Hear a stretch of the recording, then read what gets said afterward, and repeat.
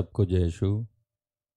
प्रभु यीशु मसीह के महान पवित्र और मधुर नाम में आप सब लोगों का मैं इस प्रार्थना में स्वागत करता हूं। आप जितने भी लोग इस प्रार्थना में शामिल हो रहे हैं और हुए हैं, आप सबों का मैं यीशु मसीह के पवित्र महान मधुर नाम में स्वागत करता हूं। शालोम कहता हूं आप सबों को। शालोम यानी आप सब लोगों को शांति मिले। शालोम मतलब शांति, परमेश्वर की शांति। ओके, प्रभु आप सब लोगों को आशीष दें। इस नए साल के दूसरे दिन में परमेश्वर आपको आशीष दें। उसके पुत्र की संगति, उसका साथ, उसकी मोहब्बत, उसके आत्मा का साथ आपके साथ रहे। आप कभी भी हिम्मत ना हारें, आप कभी भी निराश ना हो, आप कभी भी दुखी ना हो, पीड़ित ना हो, आप कभी भी हारे ना, बल्कि हमेशा जीतें और जीत करके आप आगे बढ़ते जाएं। मैं आप सबों के लिए प्रार्थना करूंगा। मेरे भाई, मेरी बहन, आप जितने भी लोग इस प्रार्थना में शामिल हुए हैं, बड़ी खुशी की बात है। और बाद में जो भी लोग शामिल होंगे इस प्रार्थना में, सबों का यीशु मसीह के नाम पर मैं स्वागत करता हूं। और आप लोगों की प्रार्थनाएं, आप लोगों का साथ, आप लोगों ने जो सहयोग किया है हर तरह से, उन सब बातों के लिए मैं आपको धन्यवाद देता हूं। प्रभु आपको आशीष दें, बरकत दें। ठीक है, ओके। तो आइए हम इस समय इस प्रार्थना में शामिल हो जाते हैं। एक प्रार्थना मैं करूंगा छोटी सी, और उसके साथ में हम इस प्रार्थना में शामिल हो जाएंगे, और जिस तरह से पवित्र आत्मा चाहते हैं उस तरह से हम आगे बढ़ेंगे। ठीक है,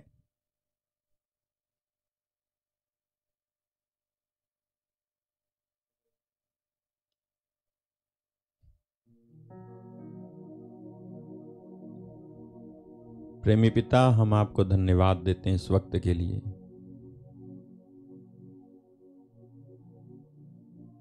आपने हम सबों को इकट्ठा किया, आपने हमारा साथ दिया, आपने हमें संभाला, आपने हमारी मदद की, आपने हमें बचाया। बीते साल में आपने हमें बचाया। जब हमने प्रार्थना की आपने सुनी, जब हम रोए आपने हमारे आंसू पोंछे, जब हम दुखी थे आपने हमें संभाला। आपने हमें सहारा नहीं दिया होता तो ये साल, ये दिन मैं देख नहीं पाता। इसके लिए हम आपको धन्यवाद देते हैं, आपकी तारीफ करते हैं, आपकी महिमा करते हैं। आपका वचन कहता है, जो धन्यवाद देता है वही आपकी महिमा करता है। धन्यवाद का चढ़ाने वाला परमेश्वर की महिमा करता है। ऐसा भजन संहिता अध्याय 50 वचन 23 में लिखा है। हम आपको धन्यवाद देते हैं और आपकी महिमा करते हैं। सारा आदर, सारी महिमा तेरी हो प्रभु, हमारी नहीं। तूने जो किया है सच में वो अद्भुत है। तेरा हम शुक्र करते हैं, तेरा धन्यवाद करते हैं, तेरी तारीफ करते हैं, तेरी हमदो सना हम गाते हैं। यीशु मसीह के पवित्र सामर्थी नाम में आमीन।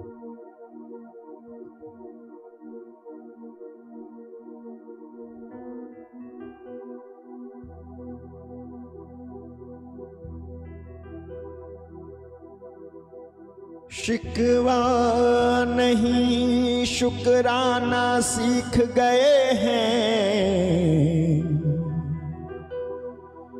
शिकवा नहीं शुक्राना सीख गए हैं। तेरी संगत में सर झुकाना सीख गए हैं।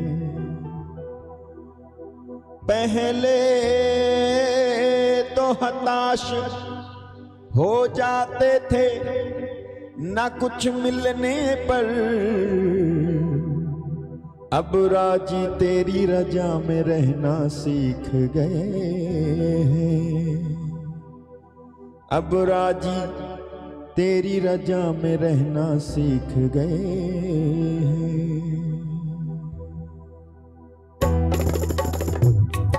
खुदाया शुक्र है तेरा, हमें ये दिन दिखाया है।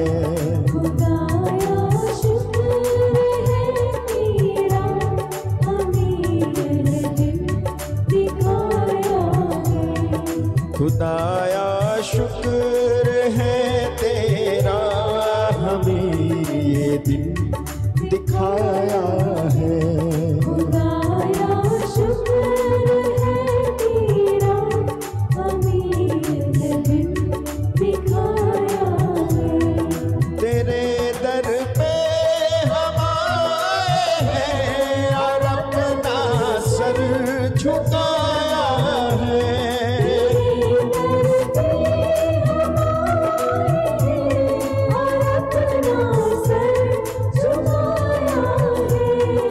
तेरे दर पे हम आए हैं और अपना सर झुकाया है।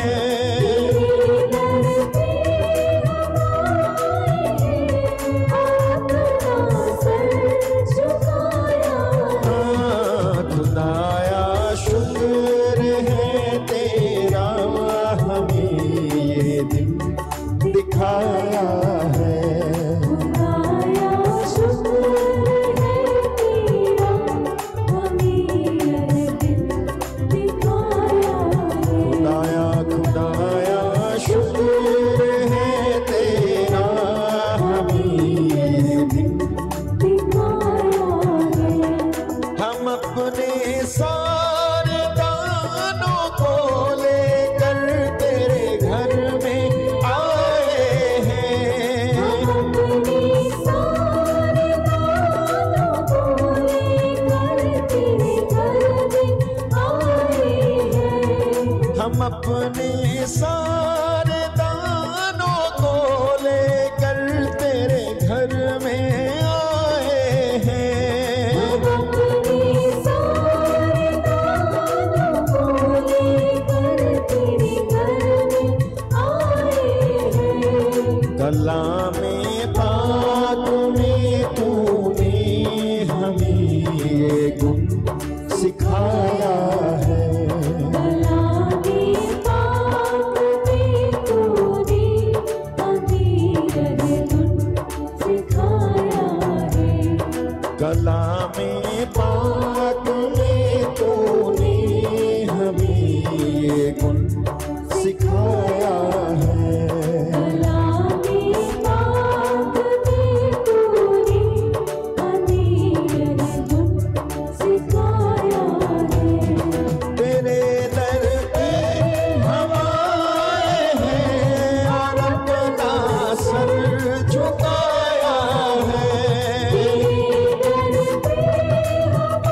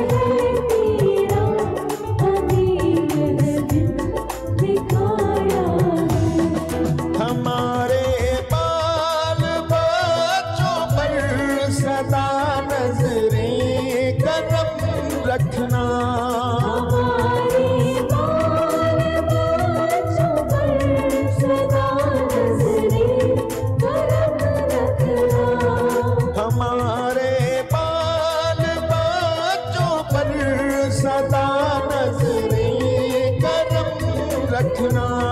हमारे बाल बच्चों पर सदा नजरें करम रखना।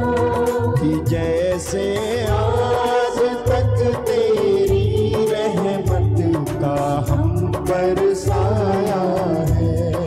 जैसे आज तक तेरी रहमत का हम पर साया है।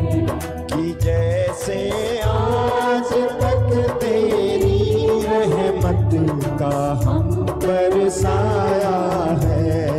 जैसे आज तक तेरी रहमत का हम पर साया है। तेरे दर पे हम आए हैं और अपना सर झुकाया है।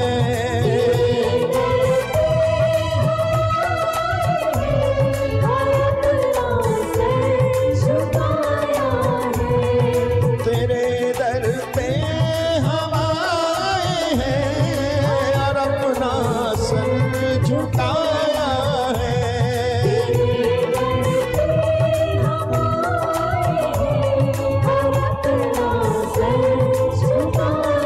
खुदाया शुक्र है तेरा।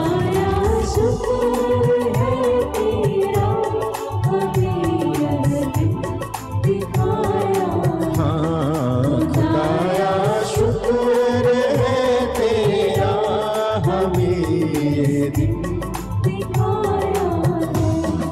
मेरी जो सरफराजी है वो तेरी मेहरबानी है।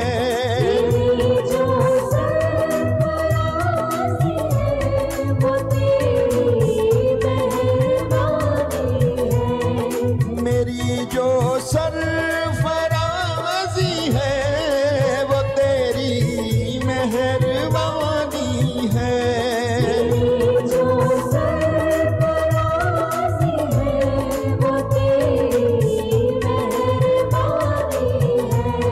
तेरे गुप्त करम का क्या किसी ने भेद पाया है।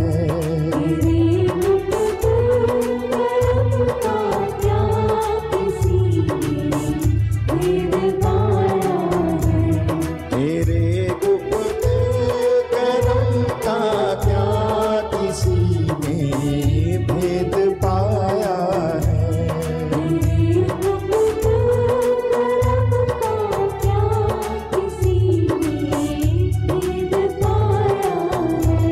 तेरे दर पे हम आए हैं और अपना सर झुकाया है।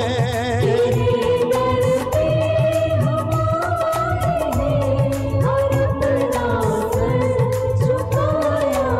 दर पे हम आए हैं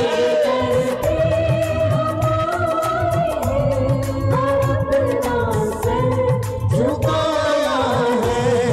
खुदाया शुक्र है तेरा, हमें ये दिन दिखाया है।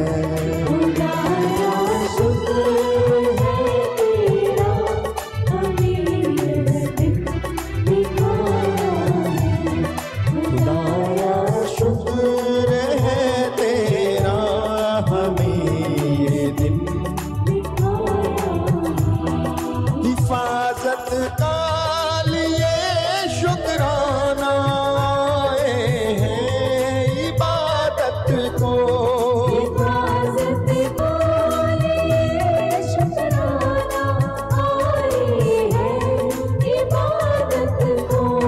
हिफाजत का लिए शुक्राना आए हैं इबादत को।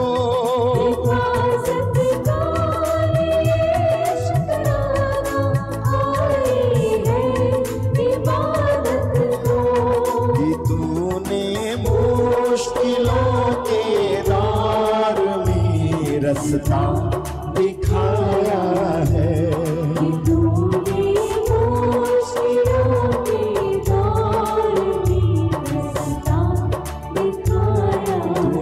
मुश्किलों के दौर में, मुश्किलों के दौर में रास्ता दिखाया है। तेरे दर पे हम आए हैं और अपना सर झुकाया है।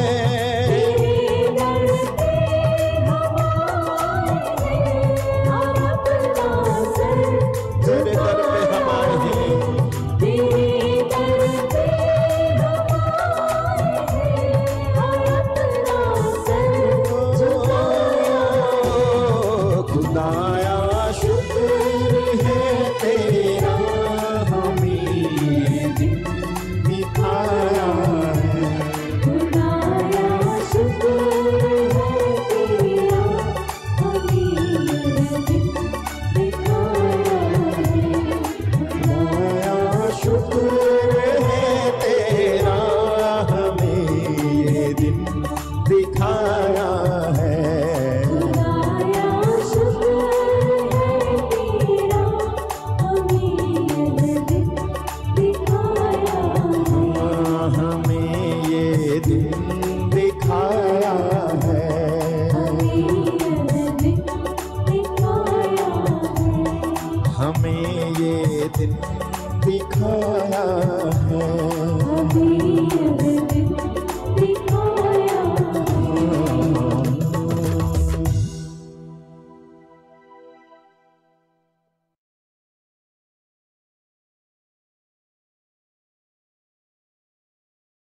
Hallelujah, praise the Lord.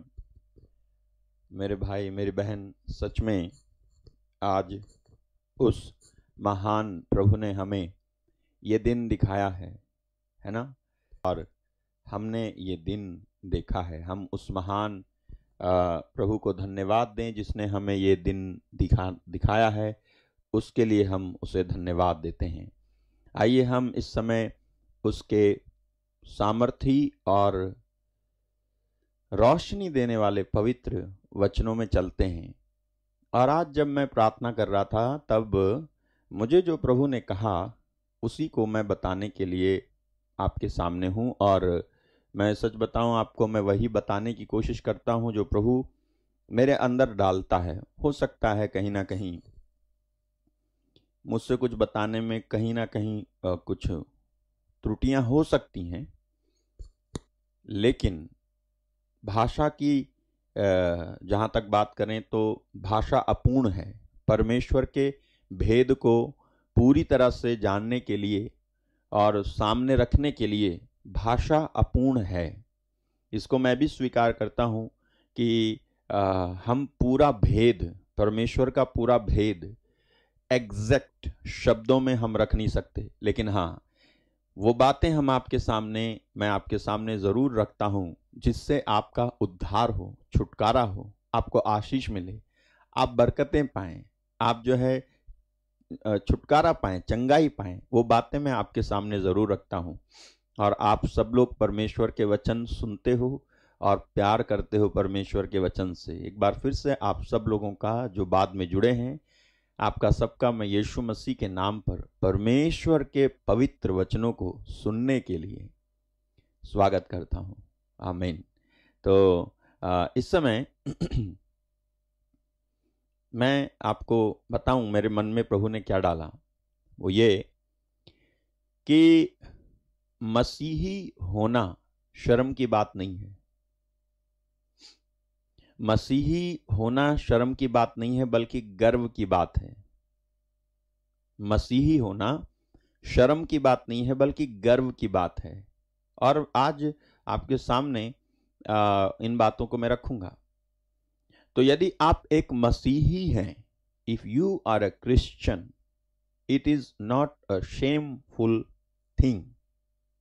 Okay, अगर आप एक मसीही हैं तो आप को शर्मसार होने की जरूरत नहीं है। और जब मैं कहता हूं मसीही, तो इसका मतलब यह है मात्र बपतिस्माधारी नहीं, बल्कि सच्चे अर्थों में मसीही होना। केवल बपतिस्माधारी नहीं कि आपको कोई कहकर कि बपतिस्मा ले लो और यीशु मसीह में आ जाओ और विश्वास कर लो और उनके कहने से आप आए।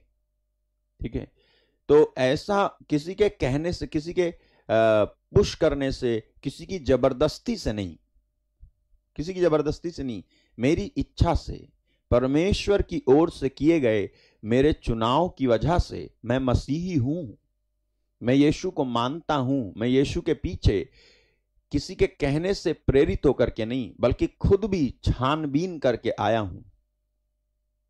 मैं यीशु के पीछे किसी के कहने से नहीं, बल्कि अगर छानबीन करके आया हूं और खोज करके मैंने पाया है यीशु मसीह को, और अपने दुखों के दिनों में, अपनी समस्याओं के दिनों में अगर मैंने मसीह को पाया है, तो ऐसी मसीहियत एक सच्ची मसीहियत है। और ऐसी मसीहियत यदि आपके अंदर है तो इससे शर्माने की बात नहीं है, लजाने की बात नहीं है, चाहे कोई कुछ भी कहे। चाहे कोई कुछ भी कहे, आपको इससे शर्माने और लज्जा करने की कोई भी बात नहीं है। आप ध्यान से सुन लीजिएगा, अगर आप यीशु मसीह पर विश्वास किए हो, किसी जबरदस्ती से नहीं, ठीक है, किसी ने कहा, किसी ने जो है आपको प्रेरित किया, किसी ने जबरदस्ती की, उसकी वजह से आप यीशु मसीह के पीछे चले हो, तो एक दिन यीशु मसीह से, जब यीशु मसीह की ओर से, परमेश्वर की ओर से आप जो मसीही हुए, आप जो यीशु मसीह को मानने लगे, आप जो उस पर विश्वास करने लगे हो, तो जब इसका टेस्ट होगा तो आप इसमें असफल निकलोगे। क्यों? क्योंकि मेरा मानना किसी के कहने से था, किसी के धक्का देने से था। मैंने खुद से जाना नहीं, मैंने खुद से परखा नहीं, मैंने खुद से अनुभव नहीं किया, मैंने खुद से जो है तलाश नहीं किया। और इसलिए क्योंकि मैंने खुद से कुछ नहीं किया, जो दूसरों ने कहा उसके अनुसार मैंने मान लिया, लेकिन मेरा खुद का अपना पर्सनल एक्सपीरियंस नहीं है, तो जब कोई कुछ कहेगा आपको, तो आप जल्दी ही पीछे हट जाएंगे और भटक जाएंगे। मैं क्यों ऐसा कह रहा हूं? मैं इसलिए ऐसा कह रहा हूं क्योंकि बाइबल में एक वचन है, अगर आप मत्ती के सुसमाचार में, मत्ती रचित सुसमाचार में जाएंगे, मैथ्यू, गॉस्पेल ऑफ मैथ्यू में जाएंगे, और चैप्टर 16 में जब आप जाएंगे, तो 13वें वचन से 16:13 से जब आप पढ़ोगे, तो वहां पर आपको पढ़ने को क्या मिलता है? आपको पढ़ने को मिलेगा, यीशु कैसरिया फिलिप्पी के प्रदेश में आकर अपने चेलों से पूछने लगा, लोग मनुष्य के पुत्र को क्या कहते हैं? पूछने लगा कि लोग मनुष्य के पुत्र को क्या कहते हैं, और क्या? उन्होंने कहा, कुछ तो यूहन्ना बपतिस्मा देने वाले कहते हैं, कुछ एलियाह, और कुछ यिर्मयाह, या कुछ भविष्यवक्ताओं में से एक। क्या क्या कहते हैं? कुछ तो यूहन्ना बपतिस्मा देने वाला कहते हैं, कुछ एलियाह कहते हैं, कुछ यिर्मयाह कहते हैं, कुछ भविष्यवक्ताओं में से एक हैं कहते हैं। एक मिनट, रहा, यीशु मसीह ने सवाल क्या किया था अपने चेलों से? ये ना कि लोग मेरे बारे में क्या कहते हैं। और ये सवाल किससे किया उन्होंने? चेलों से, अपने चेलों से, अपने शिष्यों से पूछा कि लोग मेरे बारे में क्या कहते हैं, बताओ। तो जब लोग मेरे बारे में क्या कहते हैं प्रश्न पूछा, तब इन्होंने कहा कि कुछ कहते हैं आप यूहन्ना बपतिस्मा देने वाले हो। आपको मालूम है यूहन्ना बपतिस्मा देने वाला कौन था? कुछ कहते हैं कि आप एलियाह हो, कुछ कहते हैं आप एलियाह हो, और कुछ कहते हैं आप यिर्मयाह हो, और कुछ कहते हैं आप भविष्यवक्ताओं में से कोई एक हो, ऐसा कहते हैं। लेकिन सच में यीशु यूहन्ना बपतिस्मा देने वाले नहीं थे। यह गलत फहमी लोगों में क्यों थी कि यीशु मसीह यूहन्ना बपतिस्मा देने वाले हैं? इसलिए थी क्योंकि उनके बारे में एक बात फैली थी कि यीशु मसीह बपतिस्मा देते हैं। यह बात लिखी है बाइबल में, जबकि यीशु मसीह बपतिस्मा नहीं देते थे, उनके चेले बपतिस्मा देते थे, ऐसा लिखा हुआ है।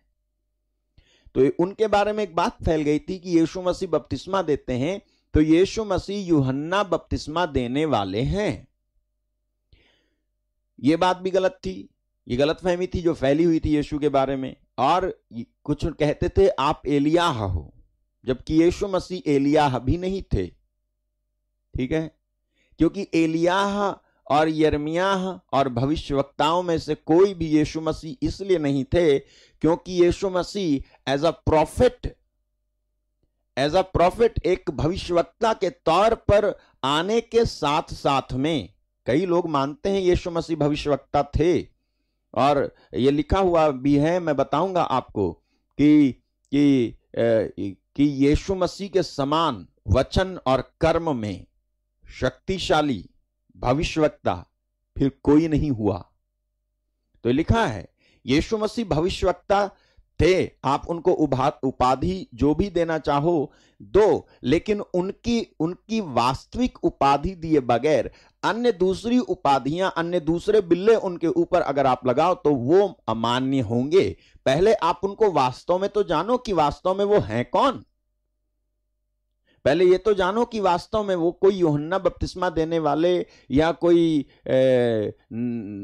एलियाह या फिर यिर्मयाह या फिर नबियों में से एक या भविष्यवक्ताओं में से एक नहीं है, बल्कि असल में जो गवाही पिता परमेश्वर ने अपने बेटे के लिए दी है उस गवाही को तो जानो। वो गवाही क्या है? जो यीशु मसीह के बारे में उसके पिता ने दी, पिता परमेश्वर ने गवाही दी। ठीक है, सबसे बड़ा गवाह कौन? क्या भविष्यवक्ता? क्या कोई मनुष्य? क्या कोई स्वर्गदूत? नहीं, सबसे बड़ा गवाह, सबसे बड़ी टेस्टमनी किसकी? परमेश्वर की। उसके पिता ने अपने पुत्र के बारे में गवाही दी है और उसने अपने पुत्र के बारे में कहा कि ये मेरा परम प्रिय पुत्र है। आप अगर जाएंगे मैथ्यू 3:17 में लिखा हुआ है, देखिएगा ध्यान से, लिखा है यह आकाशवाणी हुई, यह मेरा प्रिय पुत्र है। यह आकाशवाणी हुई, यह मेरा प्रिय पुत्र है जिससे मैं अत्यंत प्रसन्न हूं। यह मेरा प्रिय पुत्र है। हालेलुया। कई लोग जो है इस बात पे आर्ग्यूमेंट भी करते हैं कि यीशु मसीह जो है परमेश्वर के पुत्र कैसे हो सकते हैं, क्योंकि परमेश्वर तो जो है गैर शादीशुदा हैं। तो पुत्र तो उनको होता है जिनकी पत्नी होती है, बच्चे तो उनको होते हैं जिनकी पत्नी होती है। तो परमेश्वर के तो बच्चे नहीं, पत्नी नहीं, तो पुत्र कहां से हो? तो इसका आप जो बुद्धिजीवी लोग तर्क करते हैं वो इस तरह से तर्क करते हैं कि परमेश्वर जो है परमेश्वर है, उसका कोई पुत्र नहीं हो सकता। तो ये डिसाइड करने वाले आप और मैं कौन? क्या आपने बाइबल में ये नहीं पढ़ा है? बाइबल में लिखा है कि जो मनुष्य के लिए असंभव है वो परमेश्वर के लिए संभव है। आप क्यों नहीं समझते कि परमेश्वर जरूरी नहीं कि आंख होगी तभी देखेगा, परमेश्वर बिना आंख के भी देख सकता है। क्यों आप नहीं समझते? कुछ लोग जो इस पर तर्क करते हैं, आप इस बात पर क्यों नहीं सोचते कि जब बात यह है परमेश्वर के बारे में कि कुछ भी असंभव नहीं है, तब आप ये क्यों नहीं समझते कि जरूरी नहीं कि परमेश्वर का कान हो तभी उसको सुनाई देगा, परमेश्वर को आंख हो तभी उसको जो है दिखाई देगा, और परमेश्वर के मुंह हो तभी उसको जो है वो बोलेगा। परमेश्वर बिना आंख, बिना मुंह, बिना कान के सुन सकता, बोल सकता और देख सकता है। ये मैं इस बात के आधार पे कह रहा हूं क्योंकि बाइबल में लिखा हुआ है परमेश्वर के लिए कुछ भी असंभव नहीं है। अगर परमेश्वर के लिए कुछ भी असंभव नहीं है मेरे भाई मेरी बहन, तो क्या ये बात जब परमेश्वर बिना आंख, बिना कान, बिना मुंह के बोल देख सुन सकता है, तो क्या बिना पत्नी के पुत्र नहीं हो सकता उसको? हेलो, हाँ, बिना पत्नी के पुत्र नहीं हो सकता। अरे पत्नी की जरूरत तेरे को है। हालेलुया। आप बिल्कुल इस बात को अच्छे से समझ लीजिए कि परमेश्वर किसी भी बात से लिमिटेड नहीं है, नहीं तो वो परमेश्वर नहीं है। परमेश्वर ने आपको ऐसी एक बुद्धि जरूर दी कि आप इतना सोच सको, ये भी उनकी दया कृपा है कि आप ऐसा सोच सकते हो, लॉजिक लगा सकते हो, रीजन कर सकते हो। लेकिन एक ऐसा भी लॉजिक है जो गलत है, और एक ऐसा भी रीजन है जो गलत है, और एक ऐसा भी लॉजिक और ऐसा भी रीजन और ऐसा भी कारण और आइडिया है जो गलत हैं और जिसके चलते जब लोग चल पड़ते हैं अपने जीवन में तो भटक जाते हैं। तो परमेश्वर का पुत्र है, वो परमेश्वर का पुत्र ना तो पैदा हुआ है, ना बनाया गया है, ना जो है किसी मनुष्य की इच्छा से हुआ है। परमेश्वर का पुत्र उसकी इच्छा से पुत्र है। हालेलुया। इसलिए हम कहते हैं पिता और पुत्र और पवित्र आत्मा। तो पिता अपने आप में परमेश्वर हैं, पिता परमेश्वर हैं, उसी तरह से पुत्र परमेश्वर भी हैं। बिल्कुल परमेश्वर के बराबर में पुत्र परमेश्वर, और बिल्कुल पुत्र परमेश्वर और पिता परमेश्वर के बराबर में पवित्र आत्मा परमेश्वर भी हैं। तो कोई किसी से छोटा नहीं है। ये नहीं कि पिता जो है सबसे बड़े हैं, फिर पुत्र छोटा है, फिर उससे छोटा पवित्र आत्मा है। नहीं, पिता और पुत्र और पवित्र आत्मा तीनों बराबर हैं। तो ये तर्क जो है न्याय संगत नहीं और परमेश्वर के उस सत्य से मिलता नहीं कि हम कहें ये कि जो है परमेश्वर को पुत्र नहीं होना चाहिए क्योंकि उसकी पत्नी नहीं है। हालेलुया। आपको एक और बात बताऊं, अगर आप समझ सकते हो तो आपको एक और बात बताता हूं। फीमेल जो जेंडर है ना, वो आपकी समझ के लिए है। In God there is no female. Hallelujah. परमेश्वर में कोई स्त्री नहीं है। आपको स्मरण हो कि जब परमेश्वर ने मनुष्य को बनाया तो अपने जैसा बनाया था, और मनुष्य में से उसने स्त्री बनाई। ठीक है, वो परमेश्वर की प्रज्ञा का निर्माण है। कोई भी परमेश्वर से प्रश्न करने जाएगा तो मुंह की खा के गिरेगा। ये नहीं ना समझें कि परमेश्वर जो है आपकी सोच के हिसाब से काम करे, और या ऐसा आप कोई सोच ले कि परमेश्वर ने जो किया वो गलत किया और आप चले हो आज इतने साल और इतने करोड़ और इतने वर्ष बीत गए, तब अब तुम चले धरती सुधारने और परमेश्वर सुधारने। नहीं, आप परमेश्वर सुधार नहीं सकते। ना परमेश्वर की थियरी में कोई गलती, ना उसमें कोई गलती, ना उसमें कोई कमी है। हालेलुया। इसीलिए तो वो परमेश्वर है और इसीलिए आप मनुष्य हैं। हमने देखा है, मैंने देखा है, लोग कहते हैं, अगर वो कहते हैं कि परमेश्वर कहाँ है, क्या उनको दिखाई नहीं देता कितना पाप बढ़ रहा है? क्या उनको दिखाई नहीं देता कितना गलत हो रहा है? क्या उनको दिखाई नहीं देता कितने लोग जो है बेगुनाह मर रहे हैं? क्या उनको दिखाई नहीं देता परमेश्वर कहाँ पर है? तुम परमेश्वर परमेश्वर कहते रहते, परमेश्वर कहाँ पर है? परमेश्वर कहाँ पर है? वो बंदा चिल्लाता रहता है परमेश्वर कहाँ पर है, और फिर कहता है अगर मैं परमेश्वर होता तो मैं ये कर देता, मैं वो कर देता, इनको ऐसे मिटा देता, उनको वैसे मिटा देता, उनको वैसे मिटा देता। तो इसीलिए तो तुम परमेश्वर नहीं, क्योंकि तुम मिटा देते। भाई इसीलिए तो आप परमेश्वर नहीं हो, क्योंकि जो है तुम्हारे अंदर जो गुस्सा आता है तो तुम मिटा देते हो। अच्छा, अगर मिटाने का इतना ही शौक है तो आप जो है ये तो सोचो कि आप अपने बच्चे की गलती क्यों माफ करते हो? मिटा दो उसको। नहीं समझ रहे? अगर आप ही अपने आप को परमेश्वर समझते हैं और परमेश्वर को परमेश्वर नहीं बल्कि कम समझदार समझते हैं, और आप ज्यादा समझदार हैं, मैं आप सबको नहीं कह रहा हूं, लेकिन कुछ ऐसी नस्ल है जो इस तरह की बातें जो है उनको समझ में आती है। जब मैं बोलता हूं इस तरह की बातें उनको समझ में आएंगी। ऐसी नस्ल है जो ऐसा समझते हैं कि वो परमेश्वर होते तो वो ऐसा कर देते, ऐसा वैसा कर देते। और आपको बताऊं, आज जो है ऐसे कुछ लोग उठ खड़े हुए और पैदा हुए हैं जो अपने आप को परमेश्वर की उपाधि देने की कोशिश कर रहे हैं, आपका डीएनए चेंज करने के द्वारा। अगर आपको समझ में नहीं आ रही ये बात तो I am sorry for that.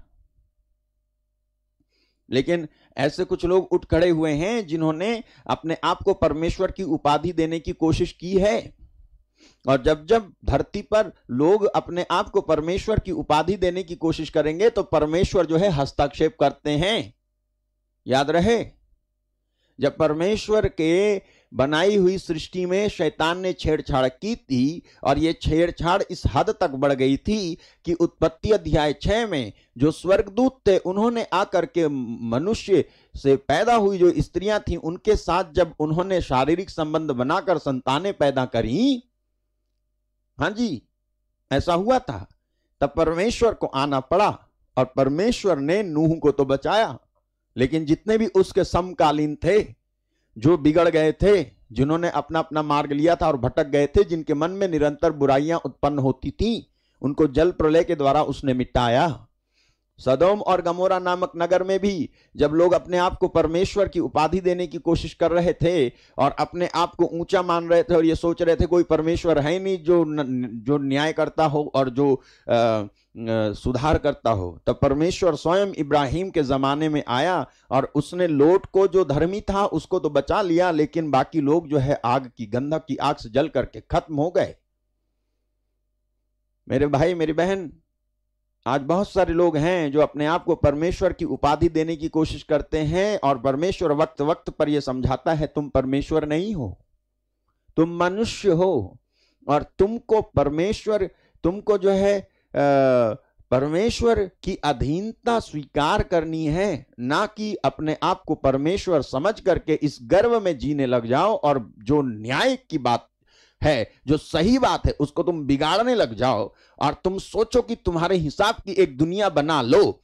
याद रहे, जब परमेश्वर के ही द्वारा निर्मित एक स्वर्गदूत जिसका नाम लूसीफर है, उसने भी जब अपने आप को परमेश्वर की उपाधि देने की कोशिश की तो वो नीचे गिरा दिया गया, जिसे आज आप शैतान के नाम से जानते हो। ओरिजिनल उसका नाम शैतान नहीं, बल्कि उसका नाम लूसीफर था। आपने और हमने उसके बुरे कामों की वजह से उसको जो है शैतान बोला है।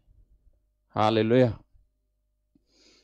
मेरे भाई मेरी बहन, आप कहोगे कि आप जो है क्या कर रहे हो। मेरे पिताजी जो थे ना, मेरे पिताजी जो है बजाते थे, ढोलक बजाते थे और मुझे धा मारना सिखाते थे। वही धा मार रहा हूं मैं।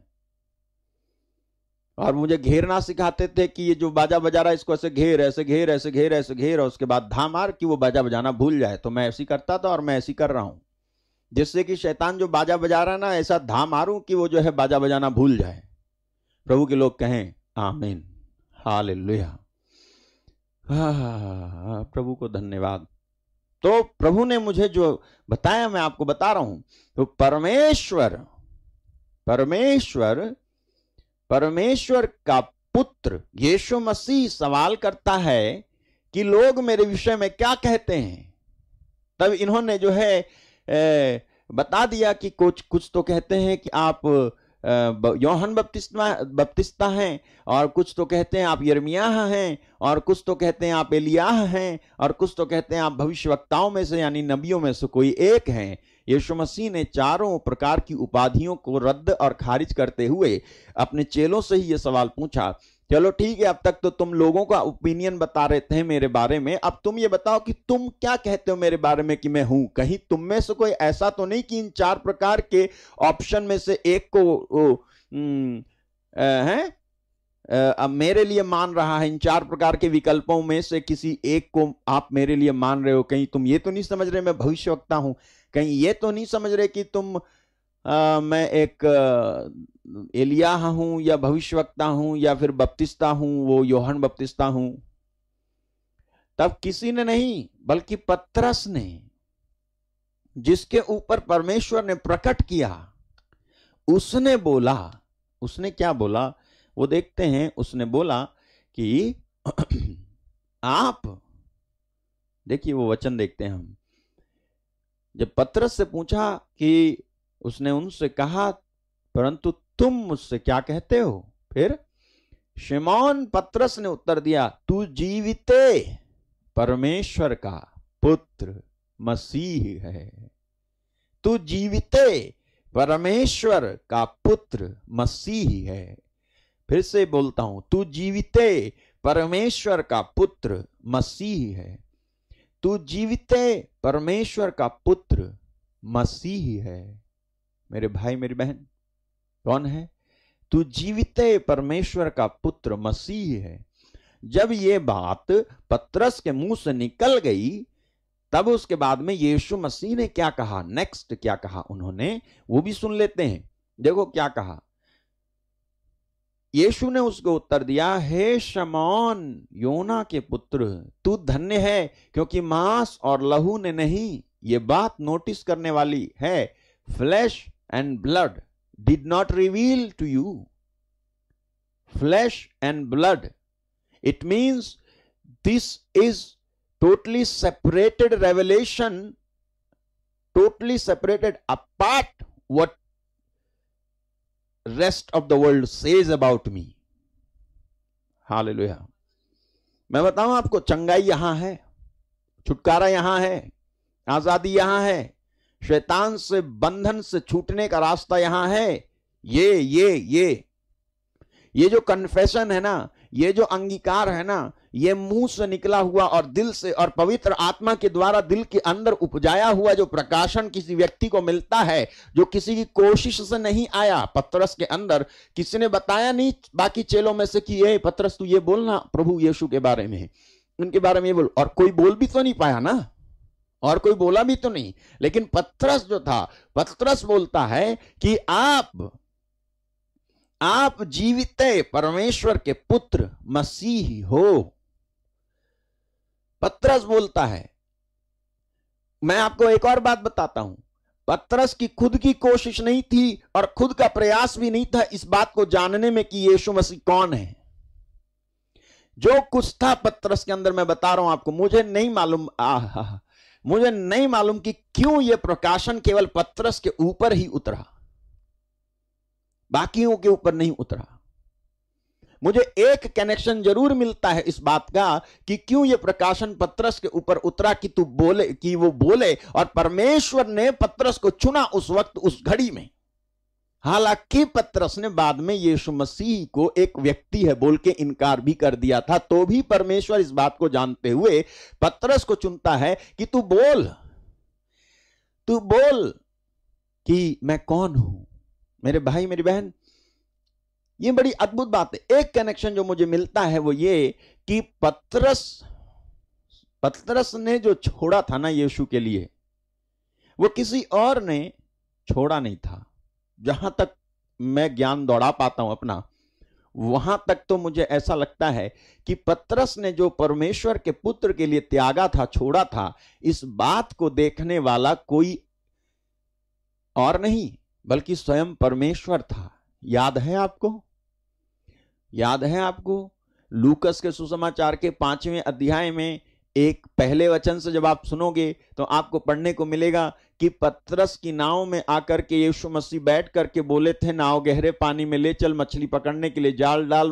और जब उसने ऐसा किया था तब उसके नाव में जो है मछली पकड़ी गई थी, उसके जाल में मछलियां फंस गई थीं। और उसके बाद वो जो है अपने साथियों के संग जाल खींच करके बाहर किनारे तक ले आया था। और उसके बाद में वो नाव से भरी हुई मछली को छोड़ करके पहले तो वो जो है यीशु के कदमों में गिर पड़ा, पश्चाताप करता है, रोता है और कहता है प्रभु मेरे पास से चले जाओ, है ना, मैं पापी मनुष्य हूं, प्रभु मेरे पास से चले जाओ, मैं पापी मनुष्य हूं। मुझे नहीं लगता कि पतरस से पहले किसी ने बोला कि मैं पापी मनुष्य हूं। हालेलुया। इवन यीशु मसीह जब प्रचार कर रहे थे ना, मत्ती के 5वें अध्याय से लेकर 7वें अध्याय तक, तो वो जो कोढ़ी आया था ना, यीशु के कदमों में घुटने टेके थे ना, उस कोढ़ी ने भी ये नहीं बोला कि प्रभु मुझ पापी पर दया कर। आप नोटिस कर लीजिए कि कहीं से कहीं तक किसी ने भी पतरस को छोड़कर यह नहीं बोला। जो आप पहला मेंशन पाओगे सबसे पहले इसी पतरस को पाओगे, जो बोलता है और कहता है कि मेरे पास से चले जाओ प्रभु, मैं एक पापी मनुष्य हूं। किस बात को देखकर वो बोल उठा कि मैं पापी मनुष्य हूं? किस बात ने उसको मजबूर किया? किस बात ने उसके अंदर ये पैदा किया कि वो बोले कि वो पापी है? क्या देखा उसने? क्या देखा? हाँ, कौन सी बात थी जिसने उसको जो है कायल किया? ये शब्द ढूंढ रहा था मैं। कौन सी बात थी जिसने उसको कायल किया कि वो कहे कि मैं पापी मनुष्य हूं? हाँ, क्या वो बात थी पतरस के नाव में फंसी हुई मछलियां? मैं कहता हूं मछलियां तो जरूर थी। उसने देखा था कि किस तरह से उन्होंने रात भर मेहनत करी थी और कुछ नहीं मिला था, और यीशु के कहने पे तो बहुत कुछ मिल गया था। और नाव किनारे लाने में भी मुश्किल हो रही थी। उनको लग रहा था नाव जो है बीच में ही डूब जाएगी, इतनी सारी मछली नाव में जाल में फंसी थी। हालेलुया। मेरी प्रार्थना है इन सबों को समझ में आए जो सुन रहे हैं। ओके, तो मुझे नहीं मालूम कि कौन सी बात थी, लेकिन इतना जरूर है कि एक व्यक्ति अपने आप को पापी तब तक नहीं कह सकता जब तक कि उसको खुद को अपने पाप नजर ना आवे, और खुद को अपना पाप नजर आने के लिए पवित्र आत्मा के द्वारा दिए गए प्रकाशन की जरूरत है। नहीं तो ऐसे बहुत सारे लोग हैं जो अपने आप को गुनहगार नहीं मानते हैं।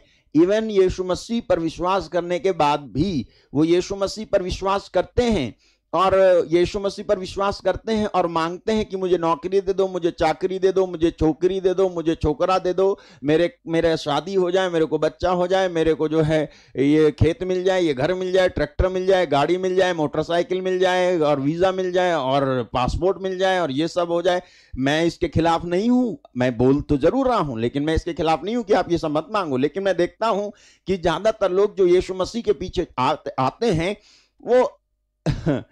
वो जो है, अधिकतर लोग ये नहीं कह रहे होते हैं कि मैं पापी हूं, या उन्होंने कभी अपनी लाइफ में एक रिपेंटेंस का एक्सपीरियंस किया हो। उन्होंने अपनी लाइफ में रिपेंटेंस अर्थात पश्चाताप का एक्सपीरियंस किया हो। ऐसे लोग नहीं होते हैं, मैं बता रहा हूं आपको।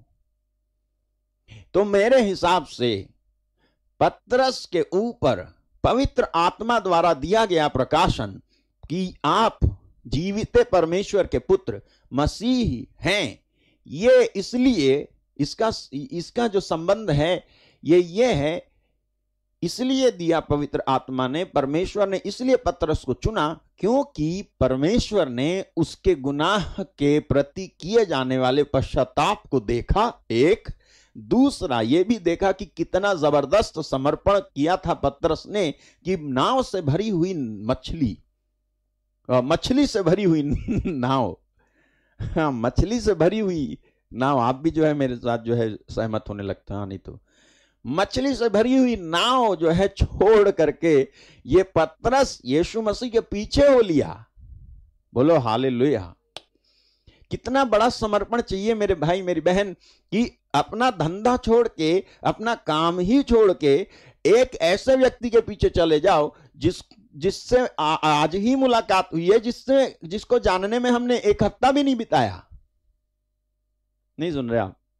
जिसको जानने में हमने एक हफ्ता भी नहीं बताया है, तो इतना जो है कैसे एक दीवानगी हो गई पतरस को कि एक ही दिन में यीशु मिले और एक ही दिन में फायदा हुआ, और उस फायदे को भी एक ही दिन में छोड़ के उसके पीछे उसी दिन चल दिया है। तो आपको नहीं लगता है कि वो जो पतरस ने उस समय किया था वो भी एक डिवाइन रेवलेशन के अकॉर्डिंग किया था? नहीं तो कोई कर नहीं सकता ऐसे। आप कर सकते हो? बोलो आपसे कोई आके मैं आता हूं यीशु बन के मैं आता हूं, मैं प्रभु का सेवक हूं ना। आप कहते हो आता हूं, मैं बोलता हूं लाओ हुंडई दे दो, हुंडई लाओ, दे दो आपका क्रेटा, लाओ दे दो आपकी मारुति, मेरे पीछे चले आओ मेरी मिनिस्ट्री में जुड़ जाओ, ले आओ अपनी कार। आओगे कौन आएगा? ओ भैया दूर से ही आप अच्छे हो, चलो जाओ यहां से। मैं नहीं कह रहा आपसे इस प्रकार का कोई टेस्ट मैं लूंगा, मैं नहीं कह रहा, लेकिन आप जरा सोच के देखो ऐसी बात, आप जरा सोच के देखो क्या करोगे आप? चलो छोड़ो, आप क्या करोगे? अभी जो है खन होने लगे घर के बाहर आंगन में, पैसे बरस रहे हैं, आप क्या करोगे? ये प्रवचन सुनोगे या जो है प्रवचन सुनते सुनते बटोरोगे या छोड़ दोगे फोन? अरे सुन लेंगे भाई अशोक मार्टिन को, रिपीट भी हो जाते हैं ये तो रिपीट भी हो जाते हैं, ऑफलाइन भी रिपीट हो जाते हैं, ये तो इनका तो प्रार्थना रहती ही है, ये तो रिपीट भी हो जाते हैं। क्या करना है? अरे पहले ये तो बटोर ले, क्या पता अशोक मार्टिन की प्रार्थना का नतीजा है। तो कहीं का कहीं जो है कनेक्शन भिड़ा के जुड़ा के लगा के तुम तो जो है तो, लेकिन परमेश्वर, मैं आपको क्या कहना चाह रहा हूं, आप जरा सोच के देखो, अगर उस समय आप होते जिस समय पतरस थे, पतरस का जो है ओनली जो जॉब थी, only job is to catch the fish and sell it in the market. यही थी नौकरी। मछली पकड़ो, बाजार में बेचो, मछली पकड़ो, बाजार में बेचो। और मुझे नहीं लगता कि यीशु मसीह ने जब कहा जाल डाल और पकड़ में आया तो कोई कमजोर मछली पकड़ में आई थी। अगर कमजोर मछली पकड़ में आई होती ना तो जाल फटने को नहीं होता। तो जितनी मछली पकड़ी गई थी ना, सब मोटी तगड़ी हष्ट पुष्ट थी, अच्छे दामों में बिक सकती थी। अच्छे दामों में बिकने वाली मछली को छोड़ मछुआरा पतरस यीशु के पीछे ये कहने के बाद कि मैं पापी मनुष्य हूं, और ये सुनने के बाद डर मत, अब से तू मनुष्यों को पकड़ा करेगा, ये सुनने के बाद यीशु के पीछे चला जाता है। तो ये वाली जो घटना हुई थी, ये भी पवित्र आत्मा की ओर से और परमेश्वर की ओर से निर्धारित किए जाने के द्वारा पतरस के जीवन में हुई थी, और एक दैविक प्रकाशन के अंतर्गत थी। जैसे यह दैविक प्रकाशन के अंतर्गत था कि इसने यहां कहा कि प्रभु मैं एक पापी मनुष्य हूं। यह एक डिवाइन रेवलेशन होता है कि कोई अपने आप को कहे मैं पापी हूं। शौकिया नहीं कहना, किसी के कहने से मत कहना मैं एक पापी मनुष्य हूं। मैं सच बता रहा हूं, एक कन्विक्शन, एक कायलपना पवित्र आत्मा आपको देता है कि जब आप उसके वचनों को सुनते हो, जब आप उसके संपर्क में आते हो, जब आप उसकी उपस्थिति में दाखिल होते हो, तो आपको लगने लगता है कि आप एक गुनहगार हो, और आप कहते हो मैं तो अशुद्ध होठों वाला मनुष्य हूं। प्रभु मैं अशुद्ध होठों वाले मनुष्यों के बीच में रहता हूं। मैं नहीं कह रहा सारे मनुष्य अशुद्ध हैं, लेकिन मैं अपने आप को कह रहा हूं कि मैं अशुद्ध हूं, मुझे शुद्ध कर, यानी मैं शुद्ध होना चाहता हूं। और ये एक दैविक प्रकाशन के अंतर्गत होता है, एक पवित्र आत्मा के द्वारा कायल किए जाने के बाद पश्चाताप जब होता है। ऐसा पश्चाताप आपको परमेश्वर का मित्र, दोस्त, भाई, बेटा, बहन बना देता है। ऐसा पश्चाताप, अगर ऐसा एक पश्चाताप पतरस ने किया था और यीशु के पीछे आया था, तो मैं जानता हूं कि इसी की वजह से परमेश्वर ने पतरस को चुना कि बोले कि तू जीवित परमेश्वर का पुत्र मसीहा है। हालेलुया। क्योंकि जो पश्चाताप कर चुका है उसे ये बोलने का हक भी है कि तू मसीहा, तू जीवित परमेश्वर का पुत्र मसीहा है। You are the son of God of most high. Hallelujah. तू जो है परमेश्वर का पुत्र है, जो सबसे ऊंचा है, उसका पुत्र है। Hallelujah, hallelujah. You are the son of most high God. Hallelujah. मेरे भाई मेरे बहन, जो पश्चाताप करके एक अनुभव, उसका एक मिलाप परमेश्वर के पुत्र के साथ हुआ नहीं है, जब वो इसकी अनुपस्थिति में, इसके बिना, पश्चाताप के बिना जब कोई बोलता रहता है कि मैं मसीह का चेला हूं, मसीह के पीछे हूं, मसीह का शिष्य हूं, तो वो कुछ ही समय तक जो है विश्वास करते हैं, और उसके बाद जब प्रलोभन, परीक्षा और परख होती है, टेस्ट होता है, तो वो असफल होकर रह जाते हैं। तो यहां पर पतरस क्या बोला मत्ती 16वें अध्याय में, आप जीवित परमेश्वर के पुत्र मसीह हैं।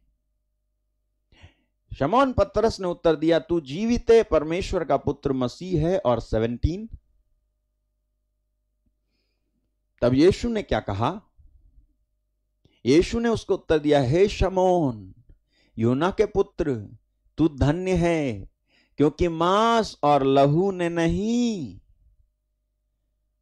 अगर तू सोचे कि तेरे अंदर से आया तो भी नहीं, अगर तू सोचे कि किसी और ने तेरी सहायता की है तो भी नहीं, तेरी इच्छा से भी नहीं आया ये, बल्कि पतरस, मेरे पिता ने जो स्वर्ग में है यह बात तुझ पर प्रकट की है। हालेलुया। मेरे पिता ने जो स्वर्ग में है, यानी पिता ने प्रकट किया कि ये मेरा पुत्र है। हालेलुया। पिता ने अब जिनको प्रकट नहीं किया परमेश्वर ने, वो तो कहेंगे ना कि परमेश्वर के तो शादी नहीं हुई तो उनका पुत्र कहां से हो, तुमको प्रकट नहीं किया है। लेकिन परमेश्वर अपने आत्मा के द्वारा प्रकट करता है, और फिर हम मानते हैं कि यीशु मसीह परमेश्वर के पुत्र हैं। कैसे हैं?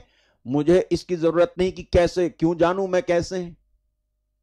हाँ, मैं परमेश्वर के द्वारा किए जाने वाले उन जरूरी कामों पर ध्यान लगाऊं या फालतू की बातों पर ध्यान लगाऊं जिससे मुझे कोई फायदा नहीं है। मेरे लिए फायदा यह है ना कि मैं ये विश्वास करूं कि ये यीशु मसीह ईश्वर के पुत्र हैं, या मेरे लिए फायदा इसमें है कि मैं जानने जाऊं, ढूंढने जाऊं और तर्क करने जाऊं, इस बात के पीछे भागूं जा करके कि यीशु मसीह ईश्वर के पुत्र नहीं हो सकते, और वो गॉड नहीं हो सकते, और वो ये नहीं हो सकते, वो नहीं हो सकते। मुझे इन सब बातों से मतलब नहीं है। मैं जानता हूं कि मैंने जब यीशु मसीह को ईश्वर का पुत्र मान करके, जान करके, अनुभव करके विश्वास किया है ना, तो मैं एक मसीही हूं। और जिस दिन मैंने विश्वास कर लिया कि मैं एक मसीही हूं, तब मैं समझ चुका हूं कि मेरे को कहीं से कहीं तक शर्माने की और लजाने की और छुपने की और दबने की जरूरत नहीं है।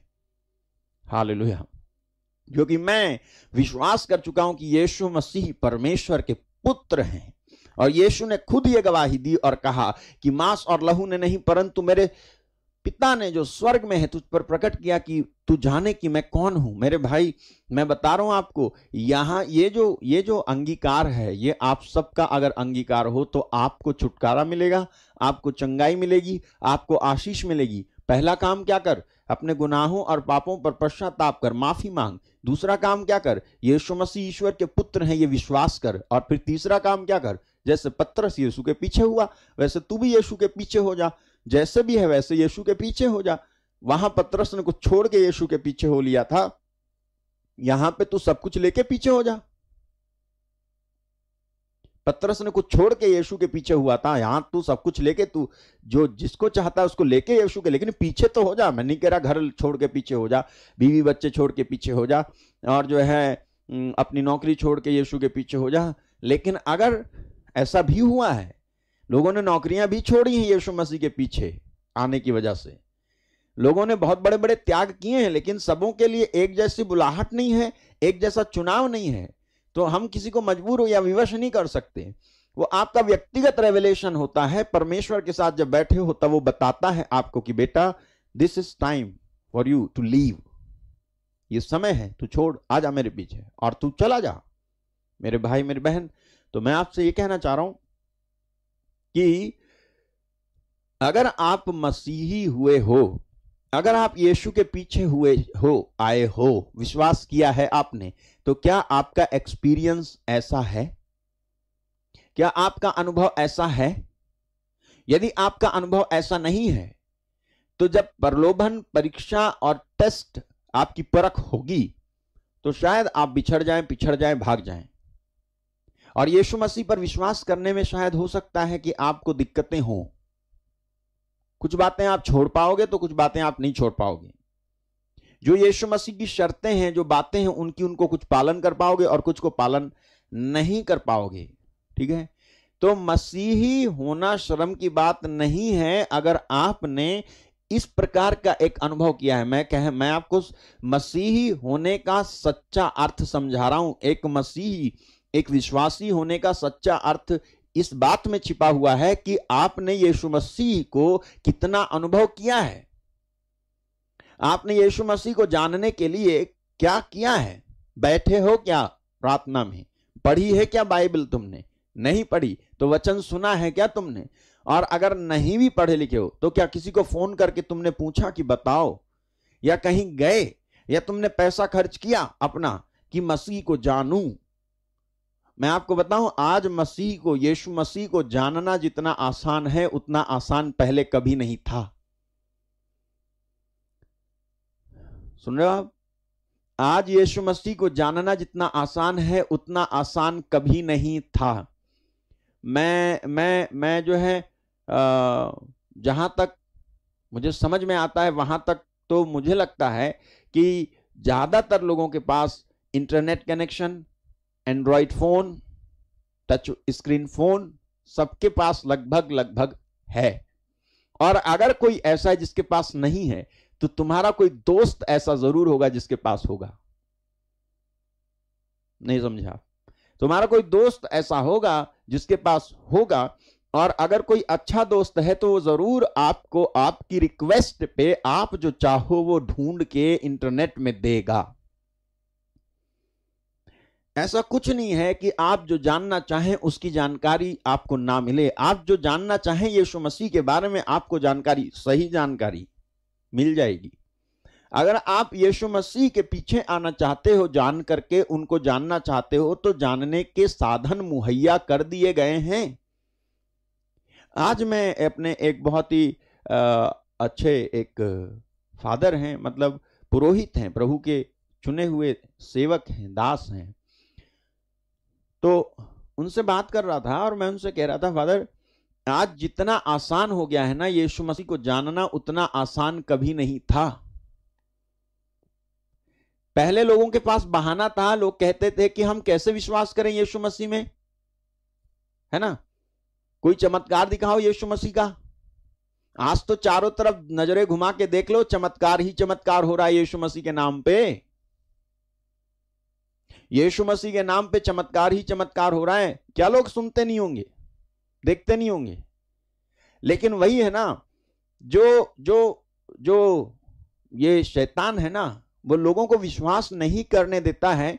वो देखते, उनको देखने से रोकता भी नहीं है, लेकिन उनके अंदर बैठकर उनको विश्वास करने भी नहीं देता है। उनके अंदर बैठकर उनको विश्वास करने भी नहीं देता कि यीशु मसीह को माने या उनके पीछे हो ले।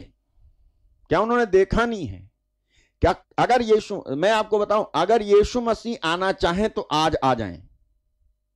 ऐसा कुछ नहीं है कि यीशु मसीह वहां पर यह बहाना लेकर के बैठे हुए हैं स्वर्ग में पिता के बगल में कि पिताजी अभी नहीं जाने का वक्त अभी नहीं हुआ है, थोड़ा सा और क्या बोलते हैं, सुसमाचार और प्रचार और हो जाए तब जाऊं।